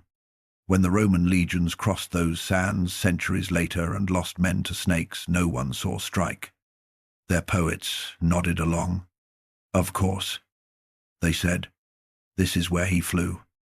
The second marker is a giant, and this meeting is one of the saddest quiet scenes in the whole tradition, and the later poets who preserved it knew exactly what they had.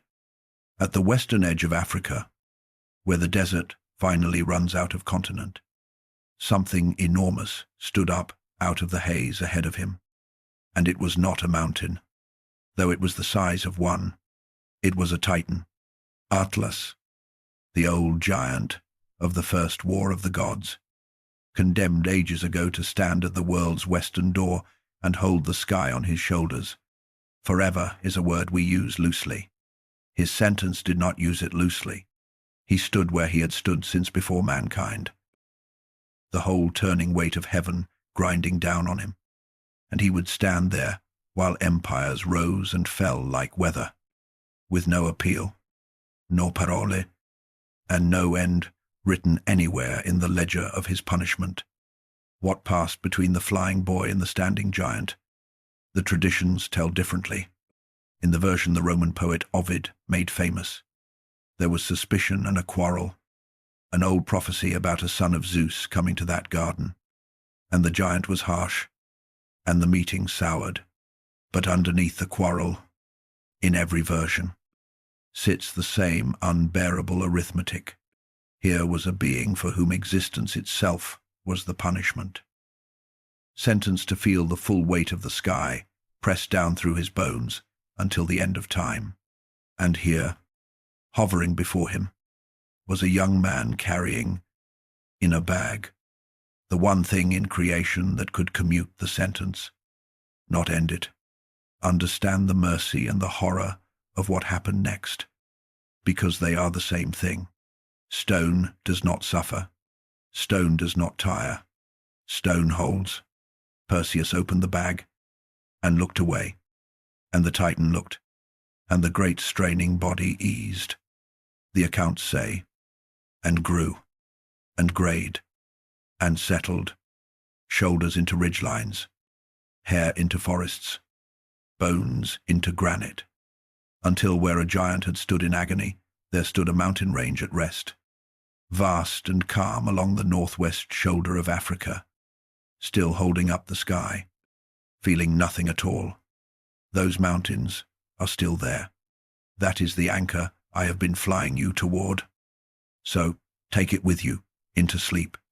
They run through Morocco and Algeria this very night, and they are called the Atlas Mountains, his name unchanged after all this time. And the first maps men made of the heavens and the earth were bound into books that bore his image holding up the sky, which is why, to this day, a book of maps is called an atlas. And the cold grey ocean that begins at the feet of those mountains and runs west from Africa all the way to New York and Boston and the beaches of Florida took its name from the mountains it was born beside. The Atlantic, the Sea of Atlas. Later, Roman poets told the giant's ending that way, and the map makers kept their version, and so did the sea. Half the people listening to this story tonight, live on the shore of an ocean named for the first soul Perseus ever turned to stone. It was, if the old tellers had it right, the only merciful use that head was ever put to.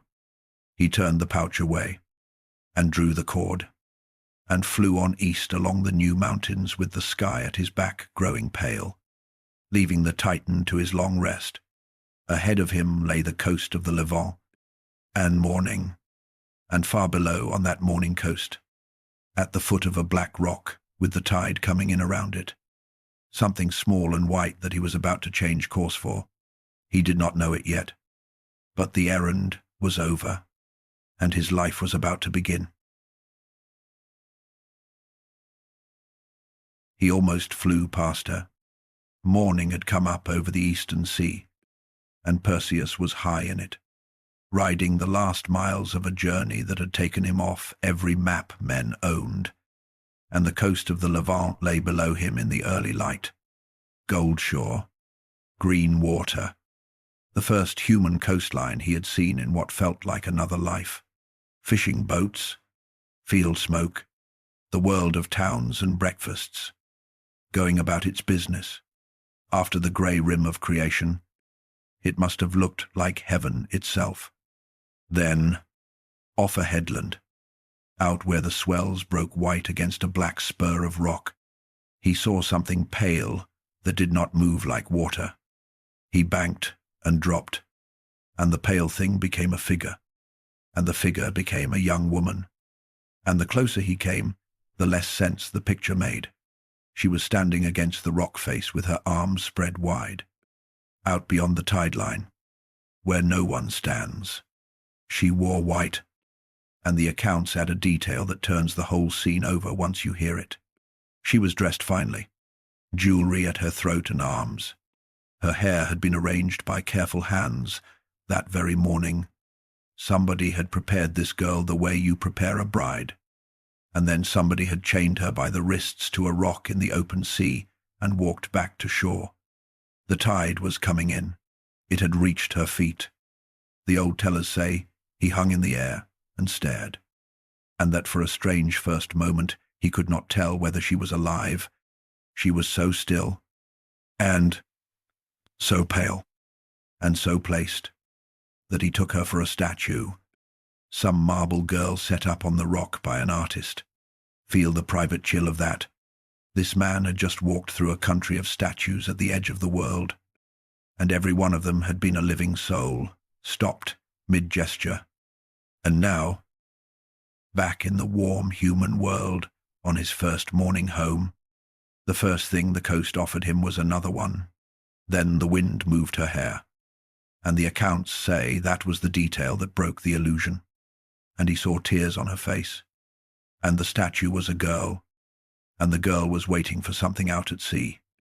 He came down through the spray and spoke to her. What he got back at first was silence. Ovid, who told this meeting with the most tenderness, keeps the detail that she would not answer, and could not, at first, even look at him. She was ashamed, a stranger, arriving out of the empty sky, finding her like this, pinned up like an offering with her arms spread and no way even to cover her face. She had been given no say in any part of this morning, and modesty was the one thing left that was hers. And the accounts say she would have hidden behind her hands if her hands had been free. If you want to know this girl before you know her name, know her from that. Chained to a rock with a monster coming. Her first battle was for her own dignity, and she fought it with the only thing she had left, which was silence. He asked again, gently. The accounts say her name, her country, why she was here, and the story came out of her, a piece at a time, over the sound of the rising water. And here it is, at the speed the old tellers gave it. Her name was Andromeda. Her father was Cepheus, king of this coast, and her mother was Cassiopeia, the queen, and her mother was where the trouble began. Cassiopeia was beautiful and knew it, and one day, in front of an audience, she had said the thing that this whole family of stories has taught you never to say. She boasted over the immortals. She was lovelier, she declared, than the sea nymphs themselves, the Nereids, The 50 daughters of the old sea. The sea heard. The sea always hears. And the Lord of the Sea took up the insult on behalf of his nymphs, and his answer arrived on this coast the way his answers do. First, the water came wrong, flooding where it had never flooded. Then, something began surfacing off the headland, and taking ships, and coming closer to shore. A thing the coast people had no name for except the old word for any vast horror out of the deep. Aketus, they said. A sea monster. Poseidon had parked a catastrophe off their beach, the way a creditor parks himself at a door. The king went to an oracle, because that is what kings do in this story. And you already know that oracles in this story never sell you anything you want to own. The answer came back with a price on it. The sea would take its payment in one coin only. Give the monster the princess, the queen's own daughter, chained where the water could take her, and the kingdom, hearing the terms, had wept and agonized, and led their princess to this rock at dawn, dressed in her finest, and chained her wrists, and gone back up the shore to watch from a safe distance. She was, understand it plainly, the invoice for her mother's sentence. The queen had spoken, and the daughter was chained. Not one person in the kingdom, first to last, had asked the girl. Perseus hung there in the spray, listening, and I want to slow the world down here the way the accounts do, because something is happening inside this young man that matters more than any monster. He knew this rock, not this rock, on this coast, this situation, this exact shape, a child, put out for the water to take. To settle an account the child had no part in writing. A family standing back at a safe distance while the sea handled what they could not bear to handle themselves. He had been that invoice. He had done his waiting for the tide in a pitch-dark box off a cliff at Argos. Too young to know he was doing it, and his mother had held him through it. And a poor man's net had pulled him back into the world. The price tag hanging on this girl's chains was one his own family had written before, and his mother had worn it. And now he floated above the sea that had failed to collect on him, looking down at its next appointment. Every task in his life until this morning had been assigned to him. The vault was his grandfather's fear. The chest was his grandfather's cowardice. The Gorgon was a king's trap sprung on a boy's boast. He had been brave, all the way to the edge of the world and back, but he had been brave inside other men's designs, always paying down debts other men had opened in his name. No one had assigned him this rock. He could rise right now into the morning and be in Seriphos by evening. Errand complete. Mother rescued.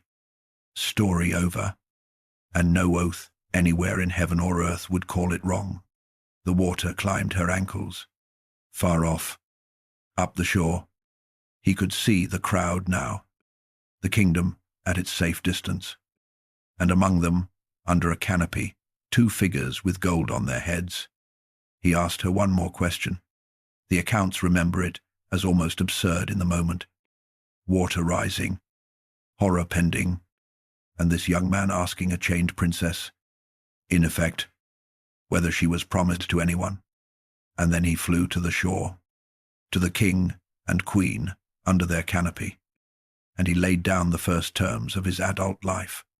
I am Perseus, son of Zeus and Danae. I killed the Gorgon.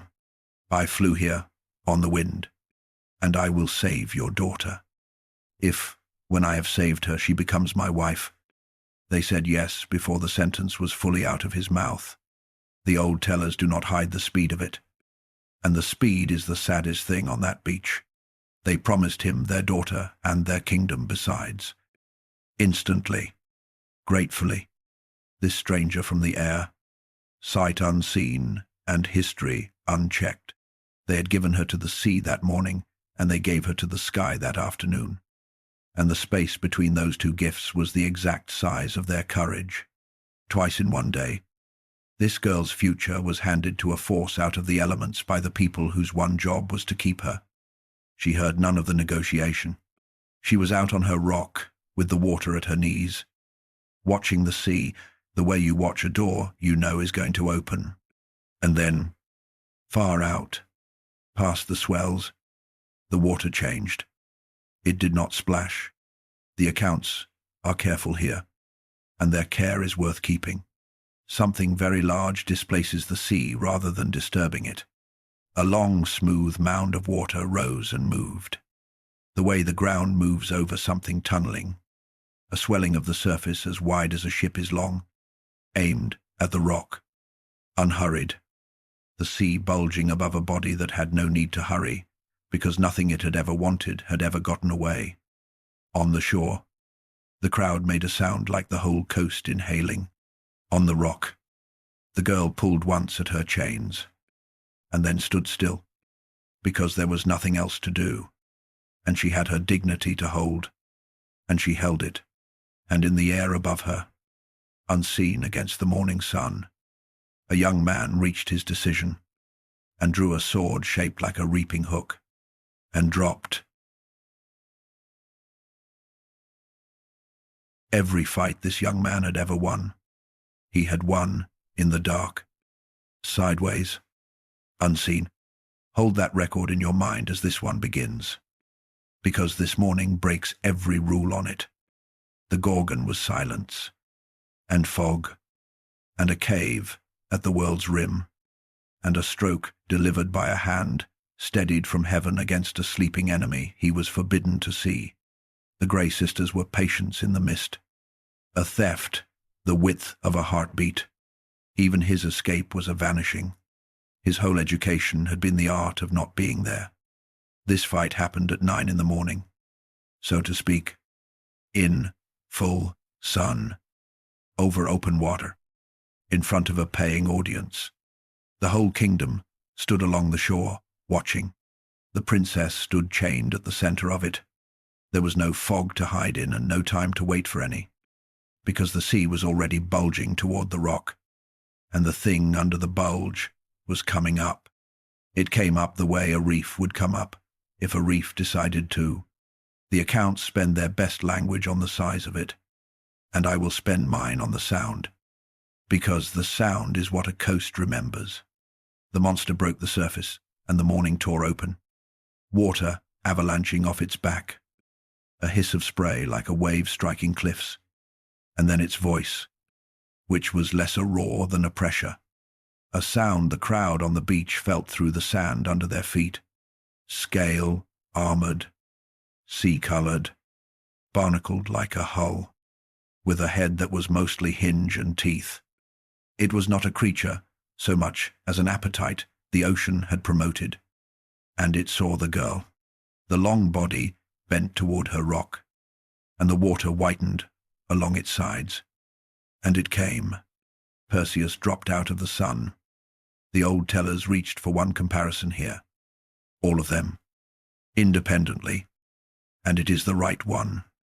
So look up and borrow their sky for a moment. An eagle, they said. You have seen the footage, even if you have never seen the bird. That fold-winged vertical stoop. The strike delivered out of altitude onto something that never thought to look up. The first pass was exactly that.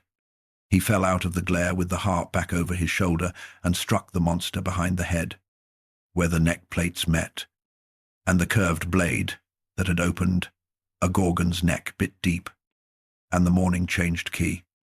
The scream brought water off the whole length of the beast as it convulsed. It had ruled this coast for a season without meeting so much as an argument, and now something it could not find had hurt it from a direction it did not own. It thrashed a circle in the sea, jaws raking the air, hunting the sky for its attacker. And here, Ovid, who told this battle with more love than anyone, keeps the detail that turns the whole scene into something stranger and finer than a brawl. And I have been saving it for you all night.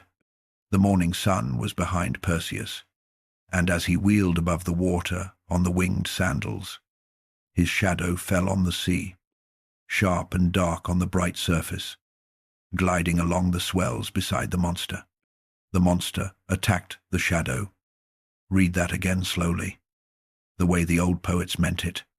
The beast could not find the man, so it lunged, over and over, at the dark shape of the man on the water, jaws crashing shut on his silhouette, tearing at a flat nothing while the real blade came down out of the light. Again and again, the creature was fighting the reflection while the truth killed it from above.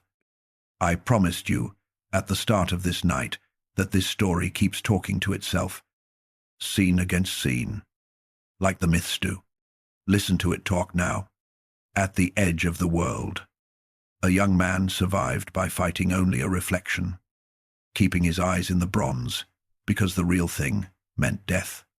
This morning, in the bright center of the world, his enemy dies by making the opposite mistake, spending its fury on the image while ignoring the sky.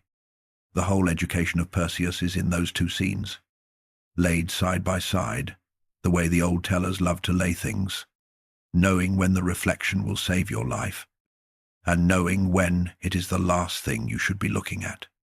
And the man who kept that straight is the one who flew home. The fight was long. The accounts insist on that. And the sandals, they say, grew heavy with spray. Wet wings. A labored climb after every dive. The margin thinning each time. So he changed the terms one final time. There was a rock breaking the surface near the fight. Wave washed. Barely a ledge. He dropped to it, planted his feet on something solid for the first time all morning. And when the monster surged in at him, visible now, close now, he did the thing his whole life had trained out of him and then handed back to him at the exact right hour. He faced it, straight on, in full sun. No mirror, no cap, no dark, and put the harp in past the armor where the shoulder met the neck.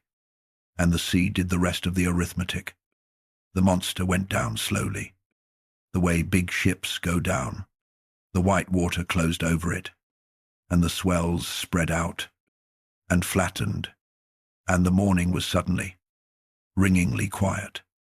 Just gulls, and the tide against the rock, and a coastline of people discovering their own voices at the same instant, and the sound they made rolled out over the water like a wave running the wrong way. Some later tellers, I should say plainly, gave this fight a different ending, a faster one. The bag opened, the head shone, the monster turned to drifting stone. The oldest tradition kept the head in the pouch and the work in his sword arm, and I have told it that way, because this morning was the one time in his whole story that Perseus won a thing in open day, as a man, with his hands, and the old tellers knew what that was worth to him. Some victories you need to win without the miracle. He came to her rock through the surf. The chains that a kingdom had hammered shut came away under the harp's edge. One wrist, then the other, and the accounts say she almost fell, her legs done after the hours of standing. And he caught her, and that was the first time they touched, a rescue completing itself as an embrace in front of 10,000 witnesses. But before he lifted her down, he did a small thing, quickly, and Ovid is the one who kept it for us, and it is my favorite detail in this whole bright chapter. He needed both hands free, and the pouch at his hip, with its terrible cargo, could not simply be dropped on bare rock, because the world has to be trusted around a thing like that, and bare rock might scratch what even death had not blunted. So Perseus, in the middle of his own victory, gathered up an armful of seaweed and soft sea plants, and made a bed of them at the tide line, and laid the head of Medusa gently, face down, upon it, and the sea plants changed. The power in those dead eyes soaked downward into the wet fronds, and the poets say the nymphs of that water gathered around in wonder at what happened next. The soft green weed stiffened, and darkened, and bloomed into hard red branches. Stone that had somehow kept the shape of something living. The nymphs carried pieces away and planted them in their gardens under the sea, scattering the seeds of it across the deeps. The Greeks and Romans were sure that this is where coral comes from. Red coral, the precious kind, branching like a plant, hard as stone, harvested off Mediterranean coasts. From that day to this, plant above the water, they said, stone below it, because it was born from soft weed meeting the Gorgon's gaze. And when the men of science, many centuries later, finally sat down to sort and name the sea's creatures, they reached back to this exact morning without apology. The great branching family of sea fans and soft corals carries the scientific name Gorgonia to this day. You can find it in the textbooks tonight. A piece of red coral on a jeweler's shelf in New York is still wearing, in the official Latin of biology, the name of the woman in the pouch, the paperwork. You see, remembered. It usually does. In this story. Hold on to that, because we are not finished collecting receipts, and the biggest ones are still ahead. On the shore, they were already building toward a wedding. The king was shouting orders. The crowd was garlanding itself. The whole coast was tipping over from terror into festival in the space of an hour. And in the middle of it walked the young couple, soaked, exhausted, newly met, engaged since roughly breakfast.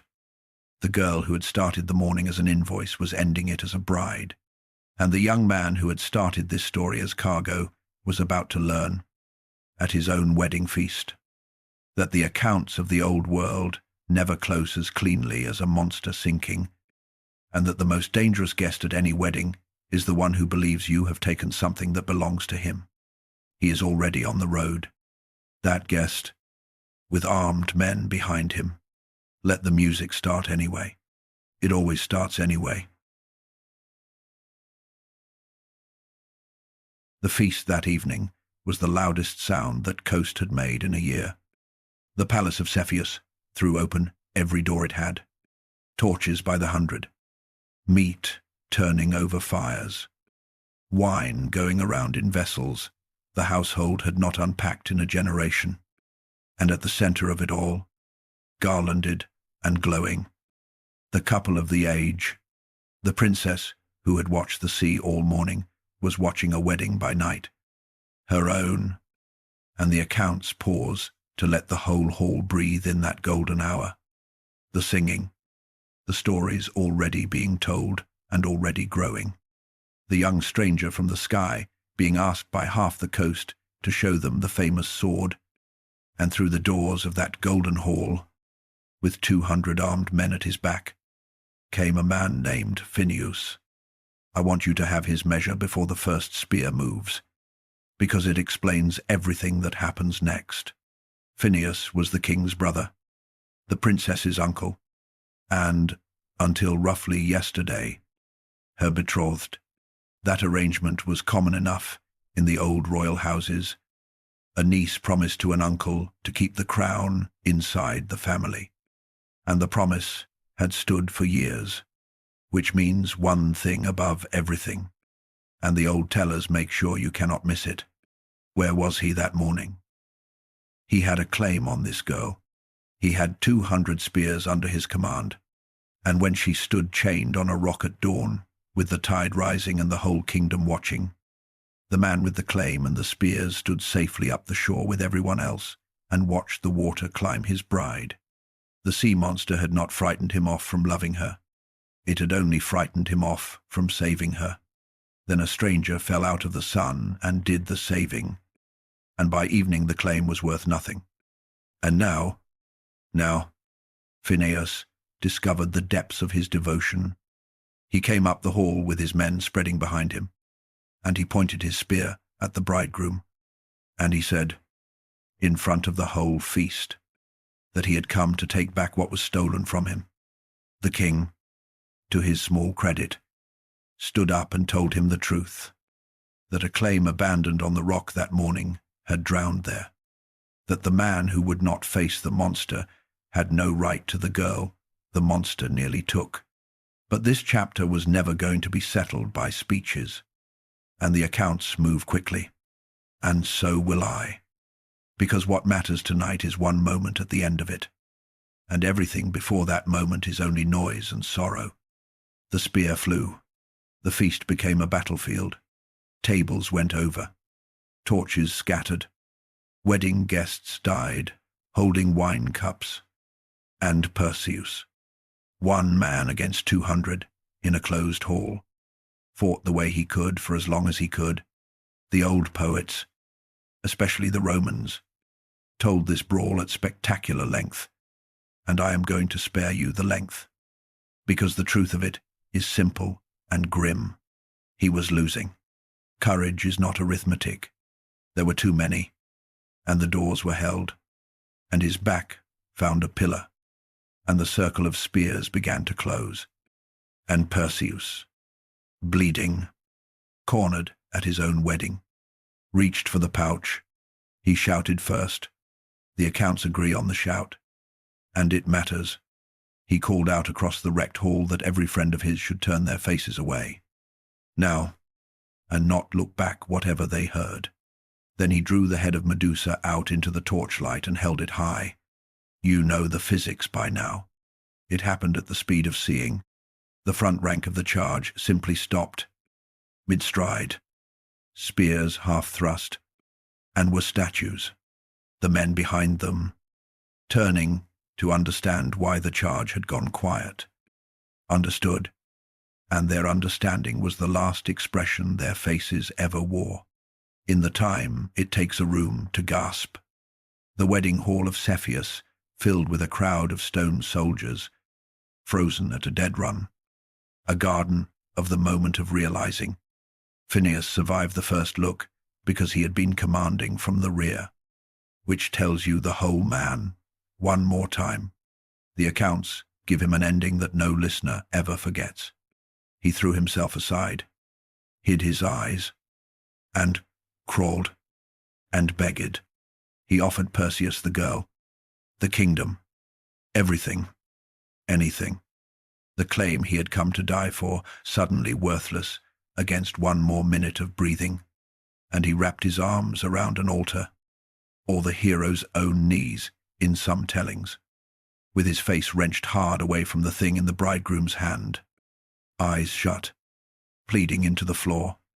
Perseus looked down at him a long moment, the wrecked feast smoking around them. Then he said, approximately, this, you came armed to my wedding. You would have given her to the sea rather than lift your spear for her. I will give you a gift instead. He said, a monument, so that my wife's uncle may stand in her father's house forever. And he brought the face of the head around to meet the face that would not look.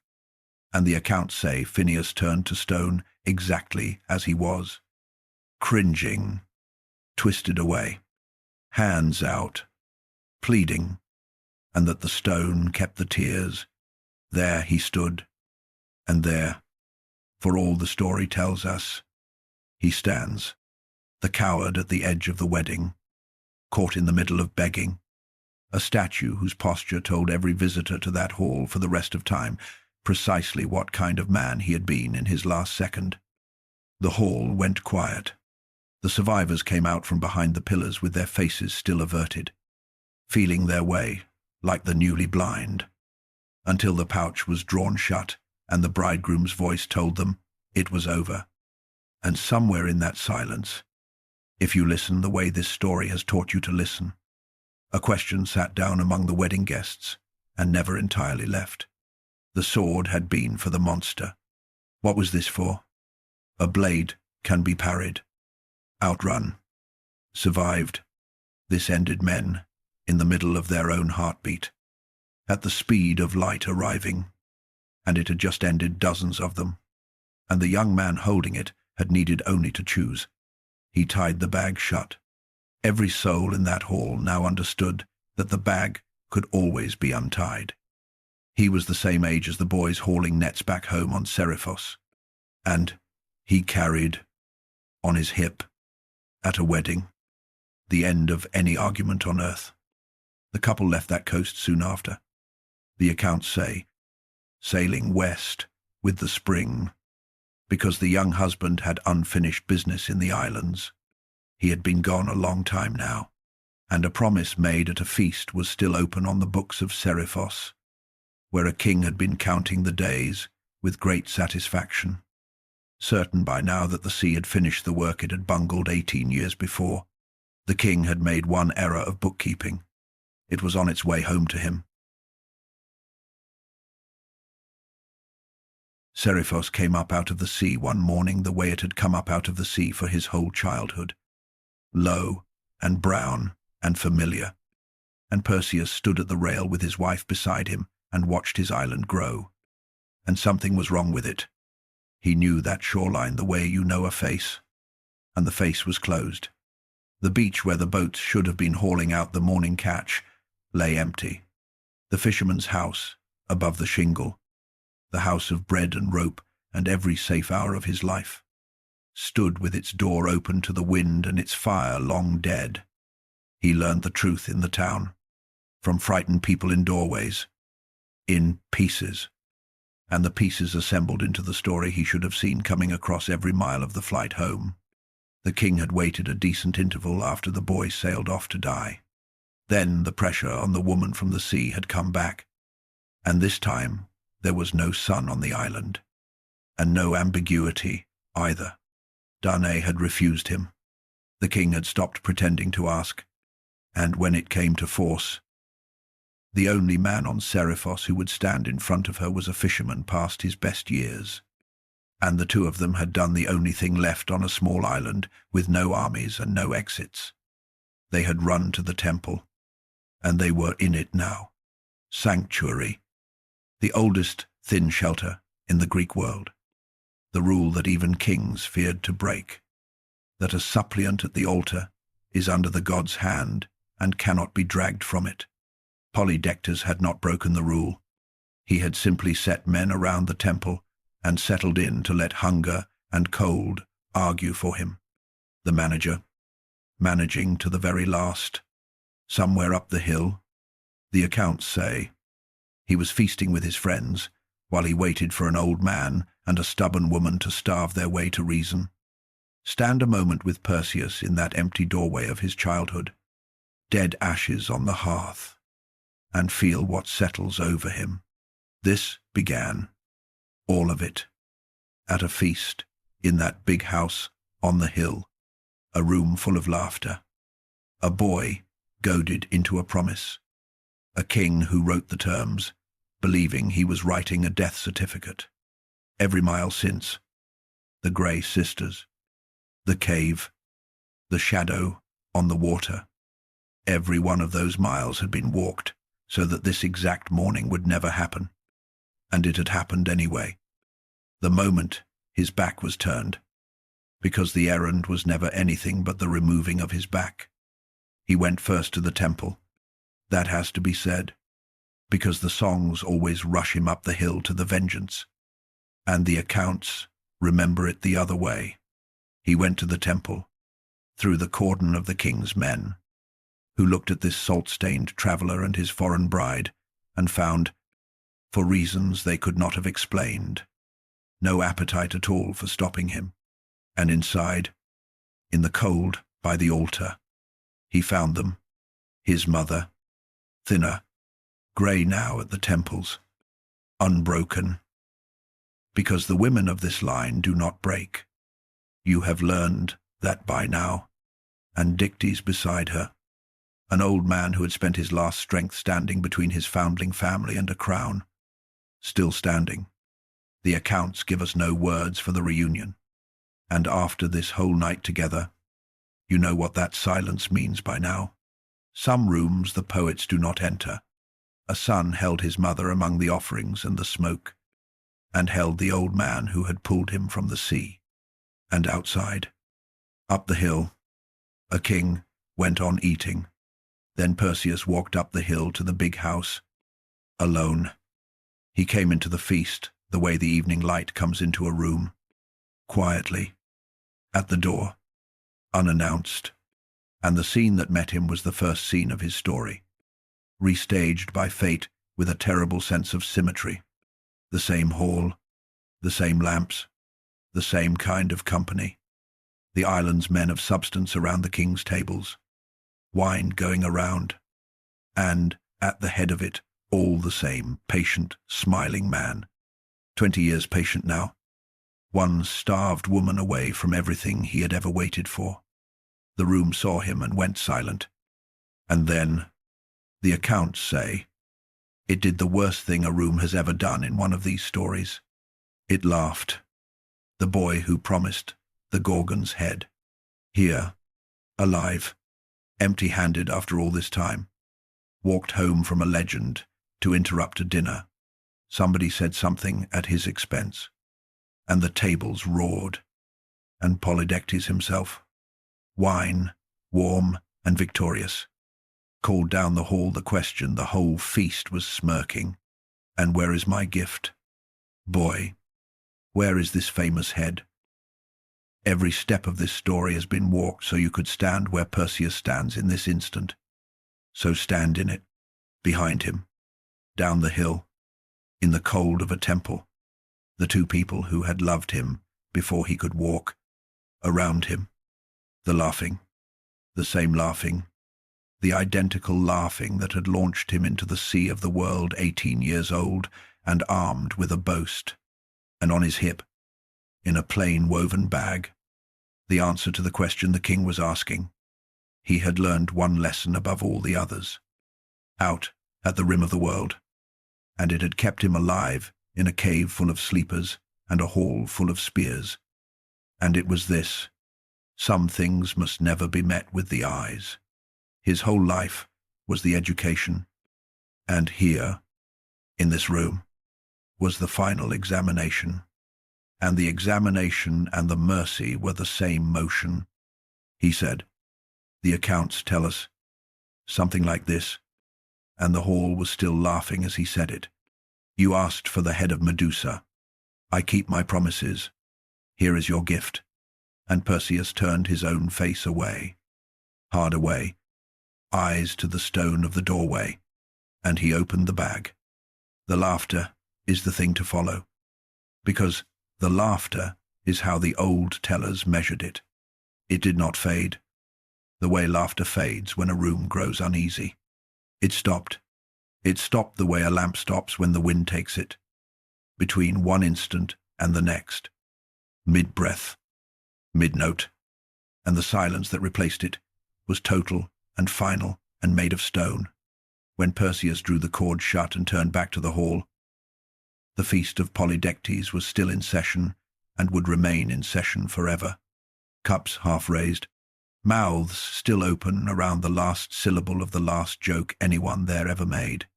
And at the head of the table, the patient king, caught at the end of all his waiting, stone eyes fixed on the doorway where his gift had arrived exactly as ordered. The islanders would tell it for generations, and travelers who visited Seriphos in the centuries after swore the proof was still there to see. A ring of standing stones on the hillside, roughly the shapes of men at a table, the king and his court. They would say, still at dinner, the island is quiet and rocky to this day, and it photographs beautifully, and the old guidebooks of the ancient world listed its one immortal attraction with a straight face. Stones of a banquet. Now watch what Perseus does with victory, because this is the chapter where he becomes the man the sky keeps, and he does it in 3 motions, and each one is a giving away. The island was his. Understand that clearly. The throne of Seriphos sat empty by his own hand. His mother was owed a lifetime of debt by that crown, and there was not a soul in the islands who would have disputed the conqueror of the Gorgon. The first motion. Then he took the crown of Seriphos, and he carried it down the hill to the temple, and he put it on the fisherman, Dictys, brother of the king, the man who had been passed over before the story began. the man whose name meant net, who had asked the sea for fish one morning and been handed a family, and who had spent 18 years being quietly, reflexively good to it at every cost. Perseus made him king of the island, and his wife queen of it, and the accounts record it in a line and move on. And I will not move on so fast, because you and I have kept a ledger all night, and this entry closes it. 2 kings had tried to erase this child, one with a bronze vault and one with an errand of death. And both of those kings were stone or dust, and the poorest man in the story, the one who had only ever added to it, ended it wearing a crown he never once reached for. The kindness of one fisherman had outlasted the fear of 2 kings. That was the arithmetic the old world wanted remembered. And now you have heard it, and it is yours to keep. The second motion. The gear went home, the winged sandals, the pouch, the cap of darkness that death had loaned the living for one errand only. All of it given back into the hand of Hermes, who came for it smiling, the way he does, and carried the treasures out of the reach of men. Some say back to the nymphs of the north, where they wait in the hidden country for whatever heaven's bookkeeping intends next. Perseus kept none of it. Feel the weight of that. The sky itself had been his for a season. Invisibility, flight, the wardrobe of gods, and he handed it across willingly, like a man returning borrowed tools, and stood on his island in his sandals of leather, a walker again. And the third motion, the largest, the head, he gave it to Athena. She had guided the hand that took it, and to her it went, the one object on earth, with no safe place on earth, delivered up out of the world of men entirely. And the goddess took the face that ended everything it met, and she set it in the center of her own armor, on the great goat-skin shield she wears across her breast, the shield whose name you have heard your whole life, without knowing you heard it. The Aegis. There the Gorgon rides forever, on the front of wisdom's own defense. The terror of the world conscripted at last into the protection of it. The Greeks carved it that way for 1,000 years. Athena's Irene, and on her breastplate that one wild, staring face, and her shield outlived the language it was named in.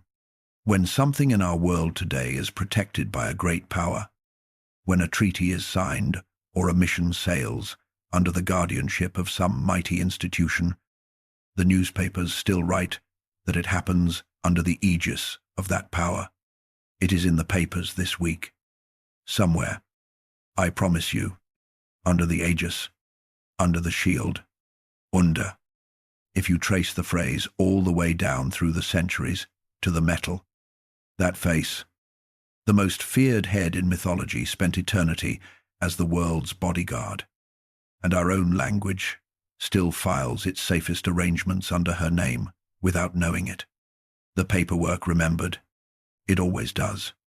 So count the holdings of Perseus at the end of this chapter, the richest chapter of his life. A crown, given away. The treasures of gods, given back. The deadliest weapon in creation, surrendered to heaven. He walked out of Seriphos, owning almost exactly what he had carried into that first feast years before, which was nothing. And his mother walked beside him free, and his wife beside her, and he was the wealthiest man in this entire night of stories, and the old tellers knew it. Every king you have met tonight grasped, and every grasping hand you have met tonight is stone. Acrisius clutched his throne and buried his daughter to keep it. Polydectes clutched at a woman for 20 years and is sitting at his dinner still. Phineas clutched a claim he would not fight for and stands weeping in a hall in marble. And the man who gave everything back is the one walking down to the harbor in the sunlight with his family around him, bound east at last, toward Argos, toward the one door in his life still standing open, toward the old man who started all of this with a question, and who was about to hear across 20 years and a sea, that his answer was coming home. News moves faster than ships in the Greek world. It always has. And the news that left Seriphos that season was the kind that runs. The boy in the chest was alive. Alive. And more than alive. He had taken the head of the Gorgon, married a princess of the East, unseated a king with one motion of his hand. And he was sailing home. Home meant Argos. And in Argos, an old man heard the news and felt 20 years of borrowed calm drain out of the world in a single afternoon. Acrisius was past 70 now. Sit with him one last time before everything finishes, because the accounts do, in their spare way. And there is a strange pity in the scene. He had gotten away with it. That is the truth of his 20 years. Told plainly, the chest had gone into the sea, and no wreckage had ever come ashore, and no rumor had ever come home. And, year by patient year, the old king had allowed himself to believe that the ledger was closed. He had grown old on that belief. He had ruled well enough. The accounts suggest a careful, orderly, unloved reign. And if the nights were sometimes long, well, kings expect long nights. The oracle gathered dust in the archive of his mind. A debt the sea had settled for him. And now this, alive. The word must have hit him the way cold water hits, everywhere at once, and worse than alive. Coming, every report said the same thing. The young man was sailing for Argos, and the reports were right. And here is the turn of this whole chapter. The fact the old tellers set down carefully, and every listener for 3,000 years has had to sit with. Perseus was not coming for him. The accounts are quiet and clear on this. The young man sailing east had one intention, and it was the oldest and gentlest one there is. He was bringing his mother home. He wanted to see his grandfather, to stand in front of the man at last, to be seen, to reconcile the broken house, if the house could be reconciled. He carried no grievance a sword could answer. Whatever the old man had done, the sea had unmade it, and the boy from the chest had come out of his story with a wife, a legend, and his mother safe beside him. And he was, by every account we have, past the reach of bitterness. He was coming home with his hands open. The old man could not know that. That must be said fairly. But here is what must also be said, because it is the exact engine of this entire night. Acrisius did not wait to find out.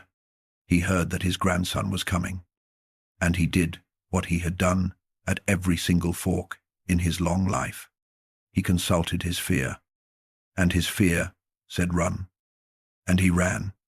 The king of Argos abandoned his own city rather than meet an open hand.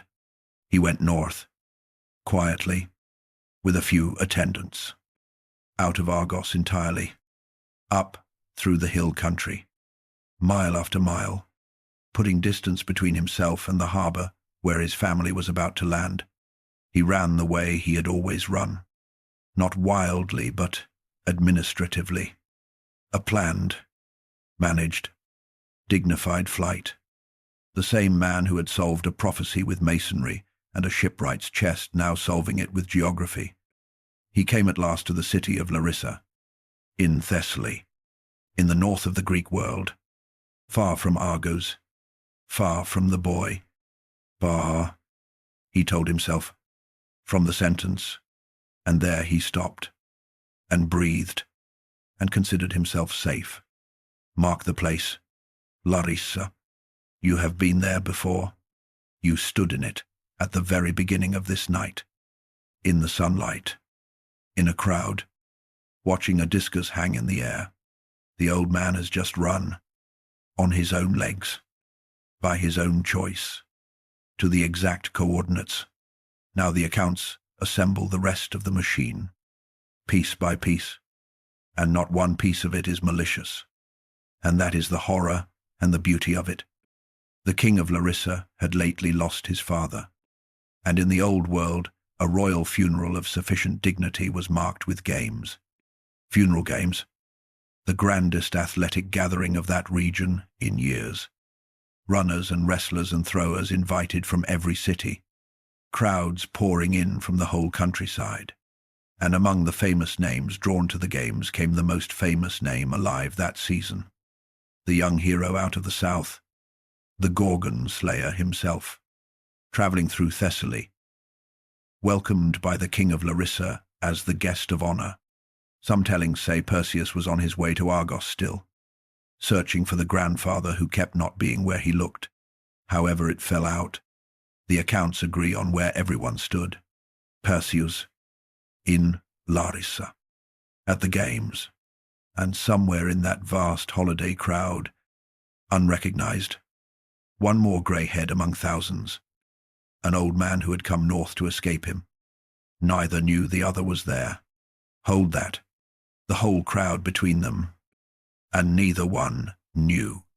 The games ran their course, and the hero was invited, as honored guests were, to compete, and the event was the Discus. And here I want to slow the world down one final time, because we have arrived, after this whole long night, back at the exact moment where we began, and now you know everything that hangs on it. Feel the afternoon, late sun, long shadows on the trampled grass, the crowd loose and loud after days of games. Perseus steps to the mark. He is, the accounts pause to tell us, happy, married, celebrated, his mother safe in the south, his monsters behind him, an ordinary bright afternoon of sport in front of him, the first truly weightless hour of his entire life. He takes the Discus, and it is only a Discus, the first thing he has held in years that cannot kill anyone. He turns, and gathers, and throws, and the Discus leaves his hand, and hangs in the sunlight, turning. This time, let it land. The wind took it. Some accounts say, others say only that it swerved. The way thrown things swerve, for no reason anyone could name then or since. It drifted off its line, long and wrong, out of the field of play entirely, toward the packed edge of the crowd, and the crowd saw it coming, and broke apart the way crowds do. Everyone scattering, everyone but one man, one old man, slower than the rest, 70 years slow, who had spent his whole life turning away from exactly this, and turned, this one time, too late. It struck him, the accounts say, on the head, or on the foot, in some tellings, with death following after, and the distinction has never mattered. What mattered, what the whole ancient world understood at once and never stopped retelling, was the arithmetic. Of all the fields in Greece, that field, of all the throwers, that hand, of all the heads in that enormous crowd, that head. The games stopped. The crowd folded in around the fallen man, and Perseus came running with the rest, an athlete running toward his own accident, pushing through to help, and he knelt beside a dying stranger he had never once in his life seen. And then, someone in the crowd, some Argive traveler, some attendant, said the old man's name. I have wondered my whole life what that moment held, and the accounts, wiser than I am, do not try to write it. The young man kneeling in the grass, hearing the name, and the name reorganizing everything. This stranger was the architect of the bronze room. This stranger was the man on the cliff who watched the chest go into the waves. This was the enemy of his childhood, the ghost of his mother's whole broken life. And he was a small old man in the grass, struck down by nobody, dying of a gust of wind and a bad angle. Perseus had crossed the rim of the world and back, and kept his hands clean of every death he could choose. This one had not asked his permission. The accounts say he understood immediately. Completely. The way you understand a puzzle at the instant the last piece drops. That the oracle was accomplished, and that heaven had used, of all the instruments in creation, an afternoon of games and his own strong right arm. 20 years of running. And here is the road the running built. Follow it with me, one time, all the way through, and then we are done with it forever. If Perseus never fears the prophecy, Danae is never locked away, and Zeus never comes down as gold to a girl whose only visitor is the light. If there is no bronze room, there is no chest. If there is no chest, there is no Seriphos, no fisherman, no polydecked, no boast at a feast, no Gorgon, no legend, and no famous guest of honor drawing crowds at Larissa, and if Perseus, at the very last, simply stays in Argos to meet his grandson's open hand. He dies, an old king in a warm bed, years from now, with his family around him. Every wall the old man ever built was a stone in this road. The oracle never told him how, or when, or why, and it never needed to. It had him for that. The prophecy did not defeat Perseus. It employed him. Perseus buried his grandfather with full honor. The accounts are unanimous and insistent on it. Outside the walls of Larissa, some say, or carried home in state. In others, he mourned him, this stranger, this author of everything, because the old man was, when the accounts total him up, family, the last of the generation that had thrown him away, and the boy from the chest had long ago decided what he did with family. Grief, honor, burial. His hands stayed open even here, at the grave of the man who had sealed him in a box. The demon star was not blinking over Larissa that evening, or it was, and no one had yet learned to read it. But somewhere far in the future, on the star charts of a country that did not exist yet, the eye in the hero's hand dims and brightens, and now you know what rhythm it is keeping. It is the pulse of this exact afternoon, the reminder hung in the sky that the thing you flee is the thing you build the road to, and that the Discus, once loosed, is out of everyone's hands. The games of Larissa dispersed. The crowds went home with the story of the age, and the hero of the age stood outside the walls at his grandfather's grave and looked south, toward Argos, toward the throne that was now, by every law of gods and men, his own, and found that he could not want it. Argos was his. Understand how completely it was his. He was the only living heir of Perseus, the grandson, the blood of the royal line running back to the river god. And beyond the law, he was Perseus, the first hero of the age, whose name was already being sung in harbors. His ships had never entered. No city in Greece would have hesitated. Argos waited for him the way a table waits. Set, lamps, lit, the oldest throne, in the oldest city, in the land, standing empty, in the exact shape of him. He went to Argos, and he stood in his grandfather's hall, before his grandfather's chair, and the accounts give us the scene in almost no words at all, and you have learned all night what their silences carry. He looked at the throne of Argos, the seat his mother was born beside, the seat that had been defended against his own existence with bronze and seawater, the seat a discus throw had finally swept clean for him, and he found he could not sit in it. The old tellers give the reason plainly, and it is not a curse and not a prophecy, and that is what makes it the quietest large decision in Greek myth. He was ashamed. The word the tradition keeps is close to that.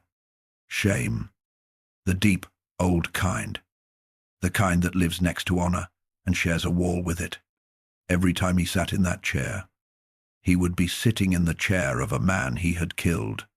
It did not matter that all of Greece called it an accident, that heaven itself had drafted the trajectory, that no court of gods or men held anything against him. He held it, not as guilt. Exactly. The accounts never show him tormented. It was something cleaner and stranger than guilt, a kind of bone-deep bookkeeping, the same instinct that had made him hand back the sandals and the cap and give the crown of Seriphos to a fisherman. Some things, taken this way, cannot be kept. The throne had come to him through his own right arm, and so it was exactly the one throne on earth he could never sit on. What he did next, no hero in the mythology had done before, and I am not sure any did after. Down the road from Argos, close enough that the two cities shared a horizon, stood Tyrins, and in Tyrins ruled a kinsman, Megapentes, a grandson of the royal house on another branch, and Perseus went to him with a proposal that must have taken a long moment to believe. A trade, kingdom for kingdom, straight across. You take Argos, the elder throne, the greater city, the deeper name. Give me Tyrins, the lesser seat, the smaller walls, no var, no council, no bride price of blood. Two men exchanged 2 crowns the way farmers might exchange fields, and the accounts recorded in a sentence, and the ancient listeners must have sat with their mouths slightly open, because nothing in their world worked that way. Thrones were what the stories were about. Thrones were what Oedipus bled for, and Atreus butchered for, and 1,000 ships sailed for. And here was the strongest man of his generation, the son of Zeus, with the Gorgon slaying still bright on him, handing away the crown of Argos because sitting in it felt wrong. He took Tyrins, the smaller portion, at his own request. And then, because this man built instead of brooding, he looked past Tyrins to the empty hills nearby, and he began the work that would quietly outlast every other deed in his story. There is a rise of rocky ground in that corner of the plain, a natural strong point between 2 hills, commanding the roads and the water. The accounts say Perseus stopped on that ground one day and decided a city belonged there, and the tradition, which loves him, kept 2 small stories about the naming, and they are both so humble that I will give you both.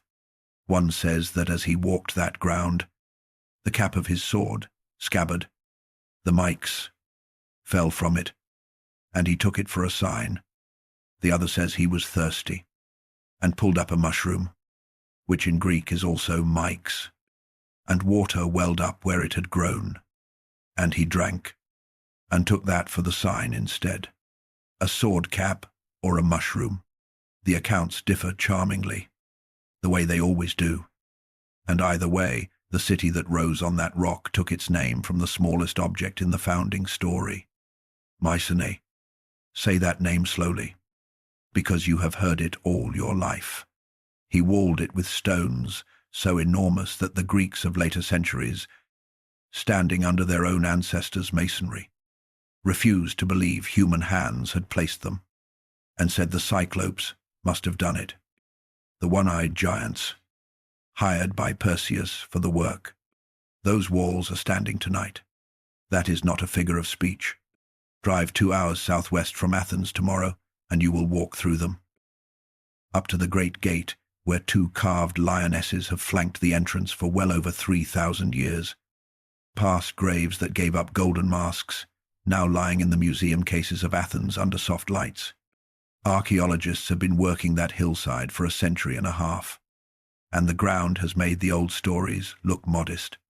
A real citadel, a real palace, a real power that once commanded the whole Greek world, and its name, in every textbook on earth, is the name of the mushroom, or the sword cap, of a man who traded away a greater throne because he could not sit in it with a clean heart.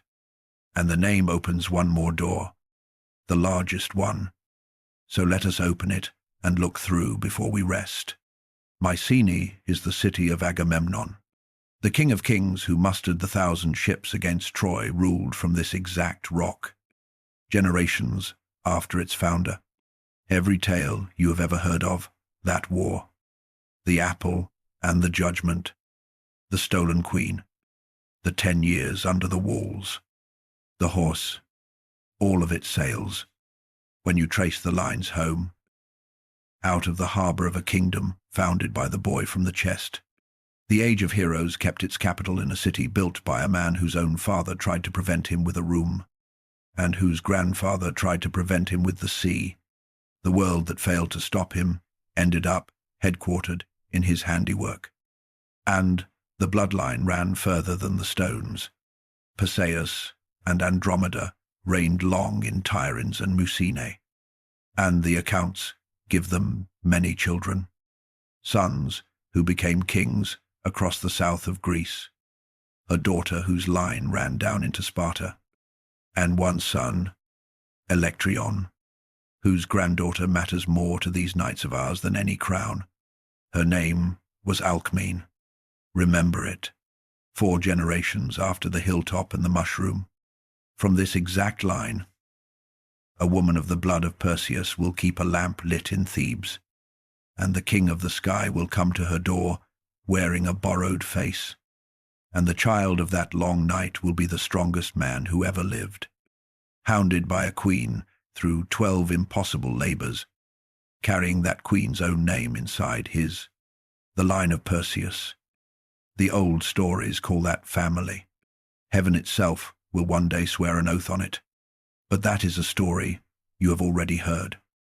So close the ledger on the man himself, because his page is nearly full, and it ends the way no other page in the mythology ends. He kept one wife. Count with me, because the ancient listeners counted, and the count is the point.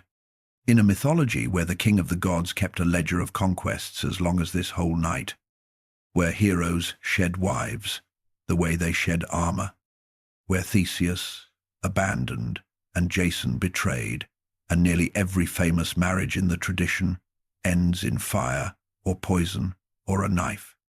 Perseus married the girl from the rock and loved her, and that was all, forever. No second queen, no abandoned bride weeping on any island. The accounts, which report every scandal heaven and earth ever produced, report nothing, because there was nothing.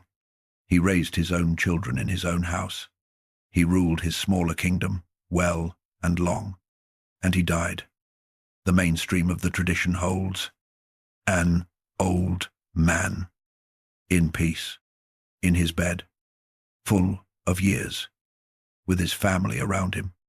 Read that against every story you have ever heard from this world.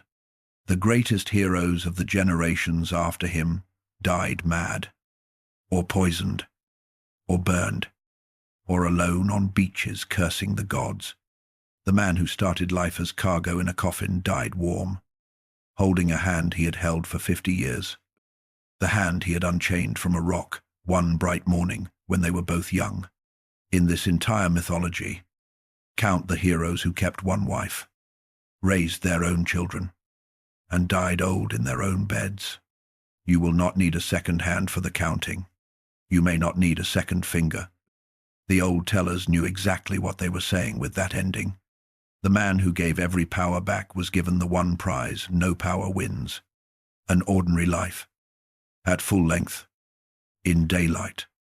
And when it was over, when the long good reign ended, and the old king, in time, the old queen were gone, the story did not do what stories do. It did not let them go. Something happened instead that had happened for no other family in all the myths. And it is waiting over your roof at this moment. And it is where this whole night has been sailing since the first falling star. The sky took them, all of them, together. But that belongs to the last few minutes of our night.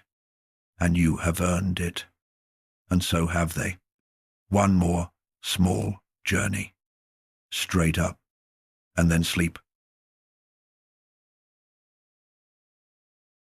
Go outside with me one last time, or stay exactly where you are and let me carry the sky into you, because you have earned a warm bed tonight, and the sky will not mind. It is a clear autumn night in the northern world, over America, over the sleeping backyards and the dark farm roads and the last lit kitchen windows. The old constellations are wheeling the way they have wheeled since before anyone alive had a name. And in the northeast quarter of that sky, if you know where to look, and now you do, an entire family is hanging together in the dark. Find the queen first. She is the easiest.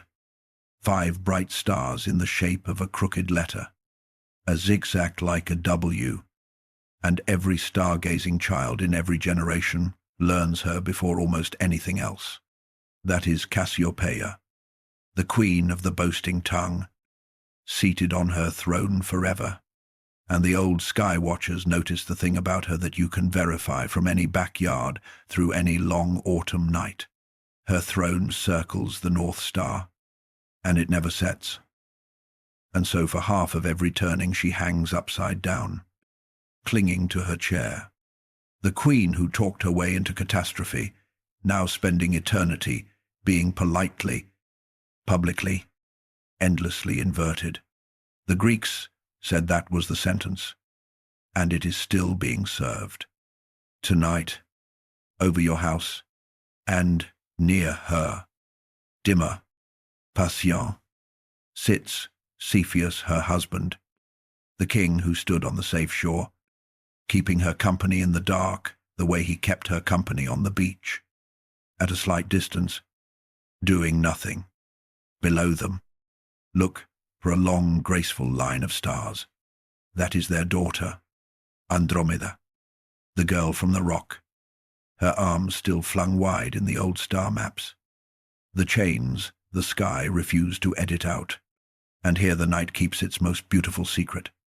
So lean close, inside her constellation, on the clearest dark nights, far from city light, the naked eye can just make out a small soft smudge, like a thumbprint of fog that will not blink away.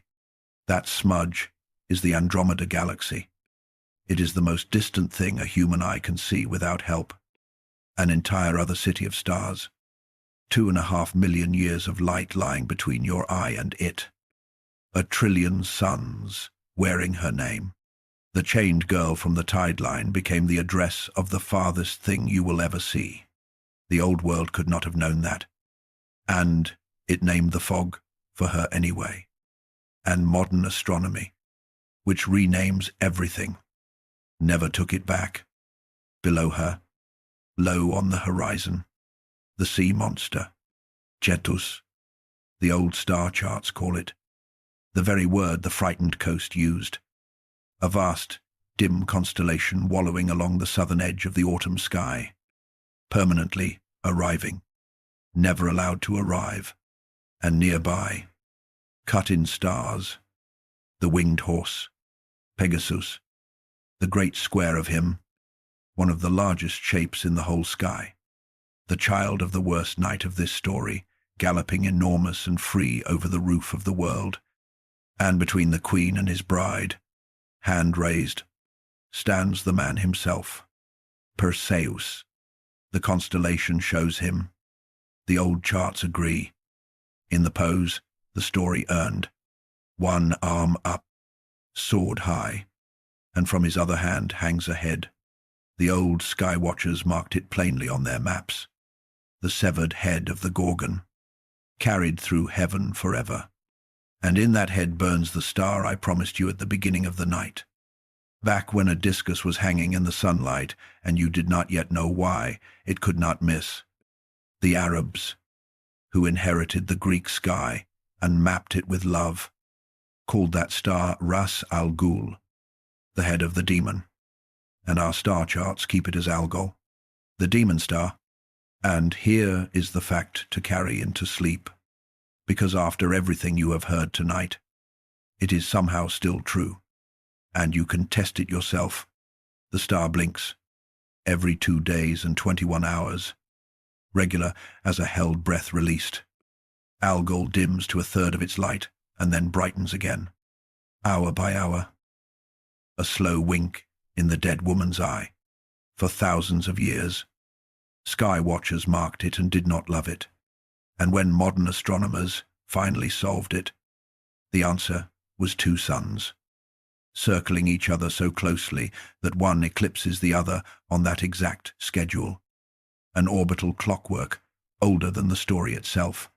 Astronomy now knows whole families of stars that behave this way, and the official name for them, in the textbooks and the observatory catalogues of our own century, is Algol variable.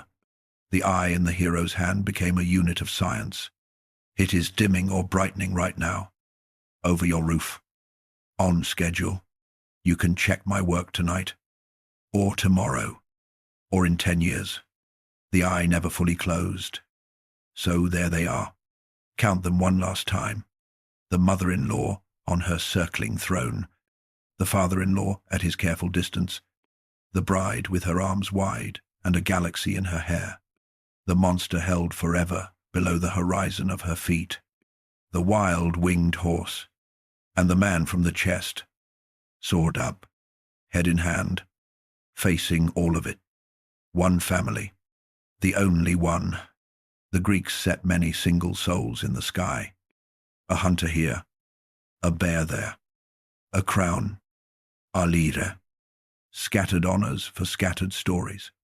Only once did they take an entire household. The hero, the wife, her parents, the monster, even the horse born from the enemy, and bury them side by side in the stars, where they could never again be separated by any sea, any king, any oracle. The family that fear kept tearing apart, box by box, rock by rock, is the one family the sky decided to keep together permanently. I have never believed that was an accident of map-making. The old world knew exactly which of its stories had earned a family plot in heaven. And once a year, the sky does one thing more. Every August, in the warm middle of summer, the earth crosses an old river of comet dust, and the dust strikes our air and burns, and for a few nights the sky rains fire, shooting stars by the dozen, by the 100 on the great years, and every one of them, by the geometry of our orbit, appears to pour out of one single point in the northeast. That point is his constellation.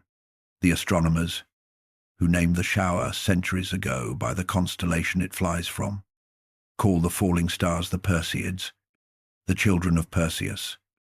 And so it comes around, the way everything in this story comes around, every August, all across America. Families who have never heard one word of this night carry blankets into their backyards and lie down in the grass, mothers and fathers and children together, faces up in the dark, and out of the raised hand of the man from the chest, the sky falls, streak after streak of gold, and the children gasp, and the parents pull them closer.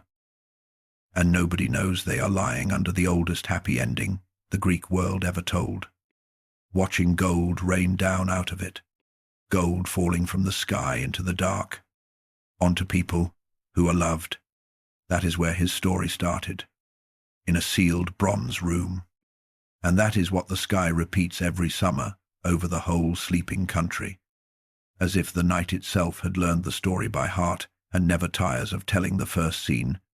Somewhere tonight, right now, a mother is rocking a child through a storm the child will never remember, in some apartment, some farmhouse, some car on a dark shoulder, singing the song with no fixed words, telling the dark the same thing Danae told it.